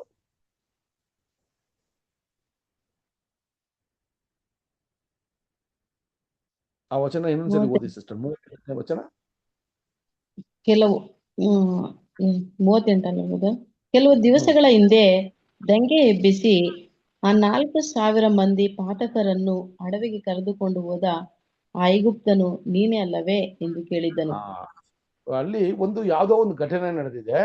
ಅಲ್ಲಿ ಒಬ್ಬ ವ್ಯಕ್ತಿ 4,000 ಮಂದಿ ಏನ್ರಿ ಕೊಲೆಪಾತಕರನ್ನ ಅಡವಿಯೊಳಗೆ ಕರ್ಕೊಂಡು ಹೋಗಿ ಅವ್ರನ್ನ ಕಾಪಾಡಿದ್ದ. ಆ ಘಟನೆಯನ್ನ ಒಂದು ವೇಳೆ ಈತನೇ ಮಾಡಿದ್ನ ಅಂತ ಒಂದು ವಿಚಾರವನ್ನ ಅಲ್ಲಿ ಕೇಳ್ತಾರೆ ಸಹೋದರ. ಸೊ ಅಲ್ಲಿ ಕೇಳುವಾಗ ನಾವು ನೋಡ್ತೀವಿ, ಎಷ್ಟೋ ವಿಷಯದಲ್ಲಿ ಈ ಒಂದು ಪೌಲನನ್ನ ತಪ್ಪಾಗಿ ಈತನು ಅರ್ಥ ಮಾಡ್ಕೊಂಡ್ರು ಅಂತ ಹೇಳುವಾಗ, ಈಗ ಪೌಲನು ಆ ವ್ಯಕ್ತಿಗೆ ಈತನು ಯಾರು ಅಂತ ತಿಳಿಸುವಂತ ಒಂದು ವಿಷಯ ಅಲ್ಲಿ ನಡೀತದೆ ಸಹೋದರ. ಈತನು ಯಾರು ಅಂತ ತಿಳಿಸುವಂತ ಒಂದು ವಿಷಯ ಪೌಲನು ಈಗ ಹೇಳ್ತಾರೆ. 39ನೇ ವಚನದಲ್ಲಿ ಇದನ್ನು ನೋಡ್ಬೋದು. 21:39. ಅದಕ್ಕೆ ಪೌಲನು, ನಾನು ಯೆಹೂದ್ಯನು, ತಾರ್ಸದವನು, ಕಿಲಿಕ್ಯ ಸೀಮೆಯ ಪ್ರಖ್ಯಾತವಾದ ಪಟ್ಟಣದವನು. ಈ ಜನರಿಗೆ ಕೆಲವು ಮಾತುಗಳನ್ನು ಹೇಳುವುದಕ್ಕೆ ನನಗೆ ಅಪ್ಪಣೆಯಾಗಬೇಕೆಂದು ಕೇಳಿಕೊಳ್ಳುತ್ತೇನೆ ಅಂದನು. ನೋಡ್ರಿ, ಈಗ ಪೌಲನು ಅವ್ರನ್ನ ಇಂಟ್ರೊಡ್ಯೂಸ್ ಮಾಡ್ತಾರೆ. ಯಾರಿಗೆ? ಈ ವ್ಯಕ್ತಿಗೆ. ಏನಂತ ಇಂಟ್ರೊಡ್ಯೂಸ್ ಮಾಡ್ತಾನೆ? ನಾನು ಒಬ್ಬ ಯಹೂದ್ಯನು, ತಾರ್ಸಸ್ ಅಲ್ಲಿ ಇರುವಂತ ವ್ಯಕ್ತಿ, ನಾನು ಸಿಸಿಲಿಯಾ ಪಟ್ಟಣದಲ್ಲಿ ಇದ್ದಂತ ವ್ಯಕ್ತಿ, ನಾನು ಕೂಡ ರೋಮಾಪುರಿಯ ಒಬ್ಬ ನಿವಾಸಿ ಅಂತ ಹೇಳ್ತಾರೆ, ಅಥವಾ ರೋಮನ್ ಸಿಟಿಸನ್ ಅಂತ ವಿಷಯವನ್ನ ತಿಳಿಸ್ತಾರೆ ಸಹೋದರರೇ. ಈಗ ಈ ಒಂದು ವಿಷಯವನ್ನ ಕೇಳಿದ ತಕ್ಷಣ ಸಹೋದರರೇ, ಆ ಒಂದು ಶತಾಧಿಪತಿಗೆ ಈತನು ಸಾಮಾನ್ಯವಾದ ವ್ಯಕ್ತಿಯಲ್ಲ, ಈತನು ತುಂಬಾ ವಿಶೇಷವಾದ ವಿಷಯಗಳನ್ನ ಇವರು ಮಾಡಿರ್ಬೇಕು. ಯಾಕಂದ್ರೆ ಸಹೋದರರೇ, ಆ ಒಂದು ರೋಮಾಪುರಿಯ ಅರಸರು ಆಳ್ವಿಕೆ ಮಾಡುವಾಗ ಈ ಯೆರೂಸಲೇಮ್ ಮತ್ತೆ ಆಸಿಯಾ ಪ್ರಾಂತ್ಯ ಇಲ್ಲೆಲ್ಲ ಇವರು ಆಳ್ವಿಕೆ ಮಾಡುವಾಗ ಒಂದಷ್ಟು ಪ್ರಾಂತ್ಯಗಳಿಂದ ಈ ಒಂದು ರೋಮಾಪುರಿಯ ಅರಸರಿಗೆ ಅತಿ ಹೆಚ್ಚಾದ ಒಂದು ಏನ್ರಿ ಹಣ ಇವ್ರಿಗೆ ಕೊಡ್ತಾ ಇದ್ರು ಆ ಒಂದು ಪಟ್ಟಣಗಳಲ್ಲಿ ಅಲ್ವಾ. ಒಂದಷ್ಟು ಪಟ್ಟಣಗಳು ಈ ರೋಮಾಪುರಿಯ ಅರಸರಿಗೆ ತುಂಬಾ ಧನ ಸಹಾಯ ಮಾಡ್ತಾ ಇದ್ರು. ಸೊ ಅಂತ ಪಟ್ಟಣಗಳ ಮೇಲೆ ಇವ್ರಿಗೆ ವಿಶೇಷವಾದ ಒಂದು ಕಾಳಜಿ ಇತ್ತು ರೋಮಾಪುರಿಯ ಅರಸರಿಗೆ. ಸೊ ಅದಕ್ಕೆ ಪೌಲನು ಈ ವಿಚಾರವನ್ನ ಹೇಳಿದಾಗ ಸಹೋದರರೇ, ನಾವು ನೋಡಿದಾಗ ಈ ಒಂದು ಪ್ರಾಂತ್ಯಗಳಿಂದ ರೋಮಾಪುರಿಯ ಅರಸರಿಗೆ ಅತಿ ಹೆಚ್ಚಾದ ಏನ್ರಿ ಆ ಧನ ಸಹಾಯ ಸಿಗ್ತಾ ಇತ್ತು. ಸೊ ಅದಕ್ಕೋಸ್ಕರನೇ ಅಲ್ಲಿ ಪೌಲನು ಅವ್ರನ್ನ ಇಂಟ್ರೊಡ್ಯೂಸ್ ಮಾಡುವಾಗಲೇ ಈ ವಿಚಾರಗಳನ್ನ ತಿಳಿಸ್ತಾರೆ ಸಹೋದರರೇ. ಸೊ ಆ ವಿಚಾರಗಳನ್ನ ತಿಳಿಸಿ ಈಗ ಪೌಲನಿಗೆ ಒಂದು ಅಪ್ಪಣೆಯನ್ನ ಒಂದು ಪರ್ಮಿಷನ್ ಕೊಡ್ತಾರೆ. 40ನೇ ವಚನ ಓದೋಣ, 21-40. ಸಹಸ್ರಾಧಿಪತಿಯು ಅಪ್ಪಣೆ ಕೊಡಲು ಪೌಲನು ಮೆಟ್ಲುಗಳ ಮೇಲೆ ನಿಂತುಕೊಂಡು ಜನರಿಗೆ ಕೈಸನ್ನೆ ಮಾಡಿದನು. ಗದ್ದಲವು ಬಹಳ ಮಟ್ಟಿಗೆ ಶಾಂತವಾದ ಮೇಲೆ ಅವನು ಇಬ್ರಿಯ ಭಾಷೆಯಲ್ಲಿ ಓಕೆ ಸಹೋದರ ಈಗೇನಾಯ್ತು ಅಂದ್ರೆ ನೋಡ್ರಿ, ಪೌಲು ಅವರು ದೇವರ ಸುವಾರ್ತಕರು ಅಂತ ಹೇಳೋದಕ್ಕಿಂತ ಆ ಒಂದು ಸುವಾರ್ತಕರಾದಾಗ ಯಾವ ರೀತಿ ಸ್ವಾಮಿಯ ಮನಸ್ಸನ್ನ ಹೊಂದಿಕೊಂಡು ಸ್ವಾಮಿಯ ಒಂದು ಆತ್ಮ ಯಾವ ರೀತಿ ಇತ್ತೋ ಅದೇ ರೀತಿ ಇವ್ರು ಕೂಡ ಏನ್ ಮಾಡ್ತಾ ಇದಾರ್ರಿ, ನಡ್ಕೋತಾ ಇದ್ದಾರೆ. ಅದನ್ನ ನಾವು ಈ ಒಂದು ಪಾಠದಲ್ಲಿ ನೋಡಬೇಕಾಗುತ್ತೆ. ಇದನ್ನ ನಾವು ಹಂಗೇ ಫಾಲೋ ಮಾಡ್ಕೊ ಬರ್ಬೇಕು ಅಲ್ವಾ. ಸೊ ಇದೇ ರೀತಿಯ ಒಂದು ಸನ್ನಿವೇಶಗಳು ನಮ್ಮ ಜೀವನದಲ್ಲಿ ಬಂದಾಗಲೂ ಕೂಡ ನಾವು ಲೋಕದ ಮನುಷ್ಯರ ತರ ವರ್ತನೆ ಮಾಡದೆ ದೇವರ ಆತ್ಮ ನಮಗೆ ಕೊಟ್ಟಿರೋದ್ರಿಂದ ಸ್ವಾಮಿಯ ಒಂದು ಮೈಂಡು ನಮಗೆ ಕೂಡ ಇರಬೇಕು. ಅದನ್ನೇ ಇಲ್ಲಿ ನೋಡ್ತೀವಿ. ನೋಡ್ರಿ, ಯಾವ ರೀತಿ ಈಗ ಇಷ್ಟು ಗೊಂದಲಗಳು ಆಗ್ತಾ ಇದ್ರು ಕೂಡ ಅಲ್ಲಿ ಪೌಲನು ಯಾವ ರೀತಿ ಈಗ ಸುವಾರ್ತೆಯನ್ನ ಅಲ್ಲಿ ಬಂದಂತ ಜನರ ಮುಂದೆ ಈಗ ಪ್ರೆಸೆಂಟ್ ಮಾಡ್ತಾರೆ ಅನ್ನೋದನ್ನೇ ನಾವು ಮುಂದೆ ಬರೋ ಪಾಠಗಳಲ್ಲಿ ನೋಡ್ಬೇಕಾಗಿರುವಂಥದ್ದು. ಇಲ್ಲಿ ನಾವು ನೋಡಿದಾಗ ಸಹೋದರರೇ, ಯಾವಾಗ ಆ ವ್ಯಕ್ತಿ ಈತನಿಗೆ ಅಪ್ಪಣೆ ಕೊಟ್ರೋ ಆವಾಗ ಈತನು ಆ ಒಂದು ಕೋಟೆಯ ಒಂದು ಮೆಟ್ಟಿಲುಗಳ ಮೇಲೆ ನಿಂತ್ಕೊಂಡು ಈಗ ಮಾತನಾಡೋದಕ್ಕೆ ಪ್ರಾರಂಭ ಮಾಡಿದಾಗ ಅಲ್ಲಿ ಇನ್ನೂ ಗೊಂದಲದ ಪರಿಸ್ಥಿತಿ, ಅಲ್ಲಿ ಕೂಗಾಟ, ಅಲ್ಲಿ ಈತನನ್ನ ಕೊಲ್ಲುರಿ ಅಂತ ಹೇಳುವ ವಿಷಯಗಳು ಇದೆಲ್ಲ ನಡೀತಾ ಇತ್ತು. ಅದರಲ್ಲಿ ಆ ಒಂದು ಆ ಸನ್ನಿವೇಶದಲ್ಲಿ ಅತಿ ಹೆಚ್ಚಾದ ಇದ್ದಂತ ಜನರು ಯಾರು ಅಂದ್ರೆ ಯಹೂದ್ಯರೇ. ಯಾಕಂದ್ರೆ ಈಗ ಯಹೂದ್ಯರ ವಿರುದ್ಧವಾಗ್ಲೇ ಇಷ್ಟು ಕೆಲಸ ನಡೀತಾ ಇದೆ ಅಂತ ಅಲ್ಲಿ ದೂರ ಹೇಳ್ಬಿಟ್ರು. ಸೊ ಯಹೂದ್ಯರೆಲ್ಲ ಸೇರ್ಕೊಂಡಿದ್ದಾರೆ. ಈಗ ಈ ಗೊಂದಲ ನಡೀತಾ ಇದೆ. ಈಗ ನೋಡ್ರಿ, ಪೌಲನು ಎಷ್ಟು ವಿವೇಕದಿಂದ ಎಷ್ಟೊಂದು ಜ್ಞಾನದಿಂದ ಈಗ ಪ್ರೆಸೆಂಟ್ ಮಾಡ್ತಾರೆ ಅಂದ್ರೆ, ಈ ವ್ಯಕ್ತಿ ಹತ್ರ ಈಗ ಗ್ರೀಕ್ ಭಾಷೆಯಲ್ಲಿ ಮಾತನಾಡಿ ಈ ವ್ಯಕ್ತಿಯ ಅಪ್ಪನೆಯನ್ನ ಪಡ್ಕೊಂಡ್ರು. ಈಗ ಅಲ್ಲಿ ಬಂದಿರುವಂತ ಜನ ಯಹೂದ್ಯರಂತ ಗೊತ್ತು. ಅದರಿಂದ ಈಗ ಹೆಬ್ರಿಯ ಭಾಷೆಯಲ್ಲಿ ಮಾತನಾಡೋದಕ್ಕೆ ಪ್ರಾರಂಭ ಮಾಡ್ತಾರೆ. ಯಾವಾಗ ಈ ಒಂದು ಗೊಂದಲಗಳು ನಡೀತಾ ಇದ್ದಾಗ ಹೆಬ್ರಿಯ ಭಾಷೆಯಲ್ಲಿ ಪೌಲು ಮಾತನಾಡಕ್ಕೆ ಸ್ಟಾರ್ಟ್ ಆಯಿದ್ರು, ಆವಾಗ ಸಂಪೂರ್ಣವಾದ ಒಂದು ಶಾಂತಿ ಅಲ್ಲಿ ಬಂತು.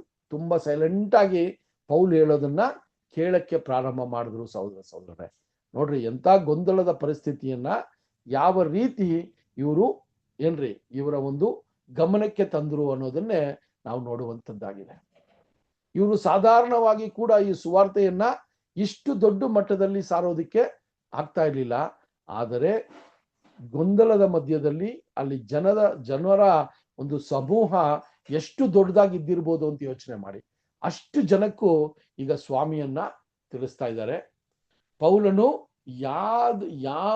ಯಾವ ರೀತಿ ಯಹೂದ್ಯ ಏಕೈಕ ದೇವರನ್ನ ನಂಬುತ್ತಾರೆ, ಸ್ವಾಮಿ ಯಾರು ಅಂತ ಈಗ ಈ ಒಂದು ಜನ ಸಮೂಹಕ್ಕೆ ಅಲ್ಲಿ ಏನ್ ಮಾಡ್ರಿ, ಸಾಕ್ಷಿ ಹೇಳೋದಕ್ಕೆ ದೇವರು ಇಷ್ಟು ವಿಷಯಗಳನ್ನ ಮಾಡಿದ್ರು ಅಂತ ಕೂಡ ನಾವು ತಿಳ್ಕೋಬೇಕು ಸಹೋದರರೇ. ನೋಡ್ರಿ, ಪೌಲನು ಹೊಡೆತ ಬಿದ್ದು ಸಾಯುವ ಮಟ್ಟಕ್ಕೆ ಹೊಡೆದ್ರು ಕೂಡ ಪೌಲನಿಗೆ ದೇವರು ಆ ಶಕ್ತಿಯನ್ನ ಕೊಟ್ಟು, ಆ ಜ್ಞಾನವನ್ನ ಕೊಟ್ಟು, ಈ ಒಂದು ಸಂದರ್ಭವನ್ನ ಉಂಟು ಮಾಡಿ ಈಗ ಸುವಾರ್ತೆಯನ್ನ ಸಾರುವ ಒಂದು ಅವಕಾಶವನ್ನ ಕೊಡ್ತಾರೆ. ಸಹೋದರರೇ, ಯೋಚನೆ ಮಾಡಿ.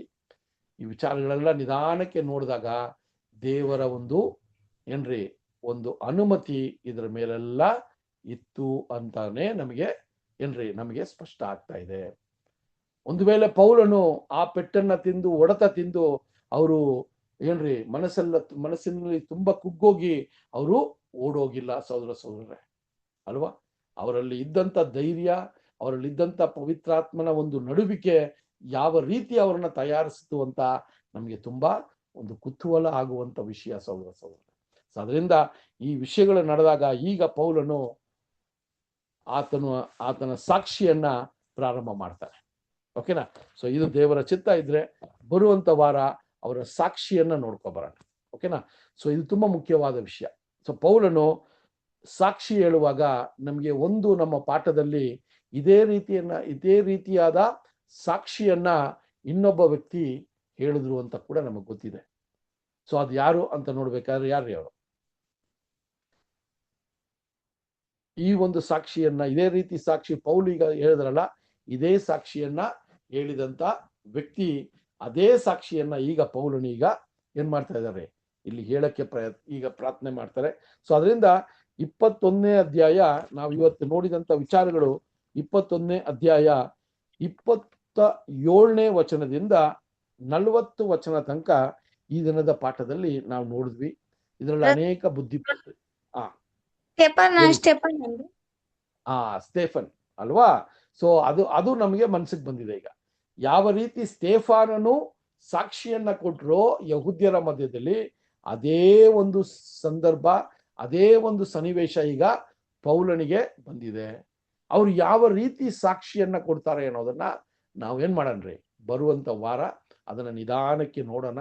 ಅದಕ್ಕಿಂತ ಮುಂಚೆ ನೀವು ಒಂದ್ಸರಿ ಓದ್ಕೊಬಿಡಿ ಯಾವ ರೀತಿ ಸಾಕ್ಷಿಯನ್ನ ಕೊಟ್ಟಿದ್ದಾರೆ ಅಂತ. ಅದರಲ್ಲಿ ನಮಗೆ ದೇವರು ಇಟ್ಟಂತ ಪಾಠಗಳನ್ನ ಬರುವಂತ ಒಂದು ವಾರದಲ್ಲಿ ಈ ವಿಚಾರಗಳನ್ನ ನೋಡೋದಕ್ಕೆ ದೇವರು ದಯ ಮಾಡ್ಲಿ ಅಂತ ಹೇಳಿ ಈ ಒಂದು ಕೂಟವನ್ನ ಮುಗಿಸೋಣ. ಸೊ ಬರುವಂತ ವಾರದಲ್ಲಿ 22ನೇ ಅಧ್ಯಾಯವನ್ನ ಪ್ರಾರಂಭ ಮಾಡೋಣ ಸಹೋದರರೇ. ಸೊ ನಿಮ್ಮ ಒಂದು ಕೆಲಸ ಏನಂದ್ರೆ, ಈಗ ಓದಿದಂತ ವಚನಗಳನ್ನ ಮತ್ತೆ ಮೆಲುಕಾಕಿ, ಎಲ್ಲಾದ್ರೂ ಏನಾದ್ರೂ ವಿಚಾರಗಳು ಇನ್ನೂ ನಿಮಗೆ ಒಂದು ವಿವರಣೆ ಬೇಕು ಅಂತ ಹೇಳಿದಾಗ ನೀವು ನನ್ನನ್ನಾದ್ರೂ ಕೇಳ್ಬೋದು, ಅಥವಾ ನೀವೇನ್ ಮಾಡ್ಬೋದ್ರಿ, ನೀವು ದೇವರ ವಚನದಲ್ಲಿ ಎಲ್ಲಾದ್ರೂ ಈ ವಿಷಯಗಳು ಯಾವ ರೀತಿ ಬರೆಯಲ್ಪಟ್ಟಿದೆ ಅಂತ ಕೂಡ ನಿಮ್ಮ ಪ್ರಯತ್ನ ಮಾಡಬೇಕು ಸಹೋದರರೇ. ಅದರಿಂದ ದೇವರು ಈ ವಾಕ್ಯಗಳನ್ನ ಆಶೀರ್ವದಿಸ್ಲಿ. ನಾವು ಈ ದಿನದಲ್ಲೂ ಕೂಡ ಈ ವಿಚಾರಗಳನ್ನ ನಾವು ತಿಳ್ಕೊಂಡಿದೀವಿ. ಇದನ್ನ ಮತ್ತೆ ನೀವು ನಿಮ್ಮ ಅನುದಿನದ ಒಂದು ಧ್ಯಾನದಲ್ಲಿ ಈ ವಿಚಾರಗಳನ್ನ ಓದಿ ಇನ್ನೊಂದಷ್ಟು ವಿಷಯಗಳನ್ನ ತಿಳ್ಕೊಳ್ಳೋಕೆ ದೇವರು ಕೃಪೆ ಮಾಡ್ಲಿ ಅಂತೇಳಿ ಈ ಒಂದು ಅವಕಾಶವನ್ನ ಈ ಒಂದು ಪಾಠವನ್ನ ಮುಗಿಸ್ಕೊಳ್ಳೋಣ. ಸೊ ಈ ಪಾಠದ ಅಂತ್ಯದಲ್ಲಿ ನಾವು ಕೂಡ ಒಂದು ಪ್ರಾರ್ಥನೆಯನ್ನ ಮಾಡಿ ಈ ಒಂದು ಕೂಟವನ್ನ ಮುಕ್ತಾಯಗೊಳಿಸೋಣ. ಸಹೋದರಗಳು ಯಾರಾದ್ರೂ ಪ್ರಾರ್ಥನೆ ಮಾಡಕ್ಕೆ?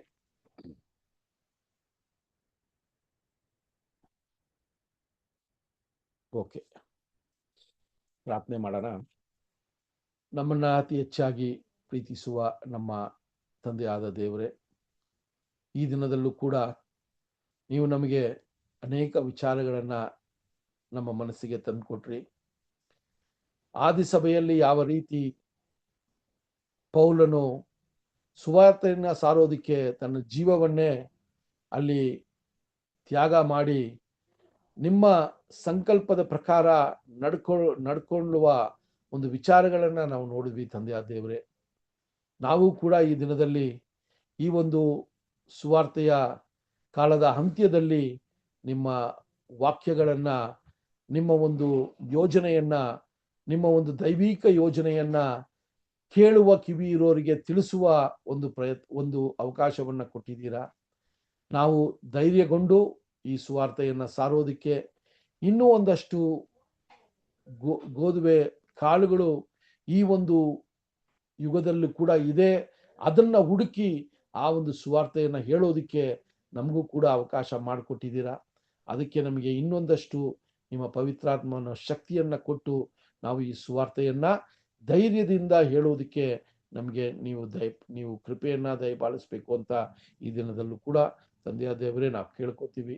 ಅದರಿಂದ ಈ ದಿನದಲ್ಲಿ ಕೇಳಿದಂಥ ಪಾಠಗಳನ್ನು ಮತ್ತೆ ನಾವು ಮೆಲುಕಾಕಿ ನಮ್ಮ ದಿನನಿತ್ಯ ಜೀವನದಲ್ಲಿ ಇದನ್ನು ಯಾವ ರೀತಿ ನಾವು ಕಾರ್ಯರೂಪಕ್ಕೆ ತರಬೇಕು ಅನ್ನುವ ಒಂದು ಸಲಹೆ ಕೂಡ ನಿಮ್ಮಿಂದ ನಮಗೆ ಬೇಕಾಗಿದೆ ತಂದೆಯ ದೇವರೇ.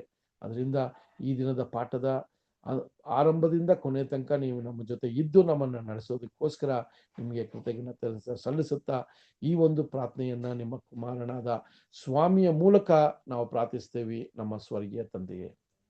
ಆಮೇನ್. ಎಲ್ಲ ಸಹೋದರರಿಗೂ ಧನ್ಯವಾದಗಳು. ನಮಸ್ತೆ ಆಲ್ ಬ್ರದರ್ಸ್ ಅಂಡ್ ಸಿಸ್ಟರ್ಸ್. ಎಲ್ಲ ಬ್ರದರ್ಸ್ ಅಂಡ್ ಸಿಸ್ಟರ್ಸ್ಗೆ ನಮಸ್ತೆ. ಎಲ್ಲರಿಗೂ ನಮಸ್ತೆ.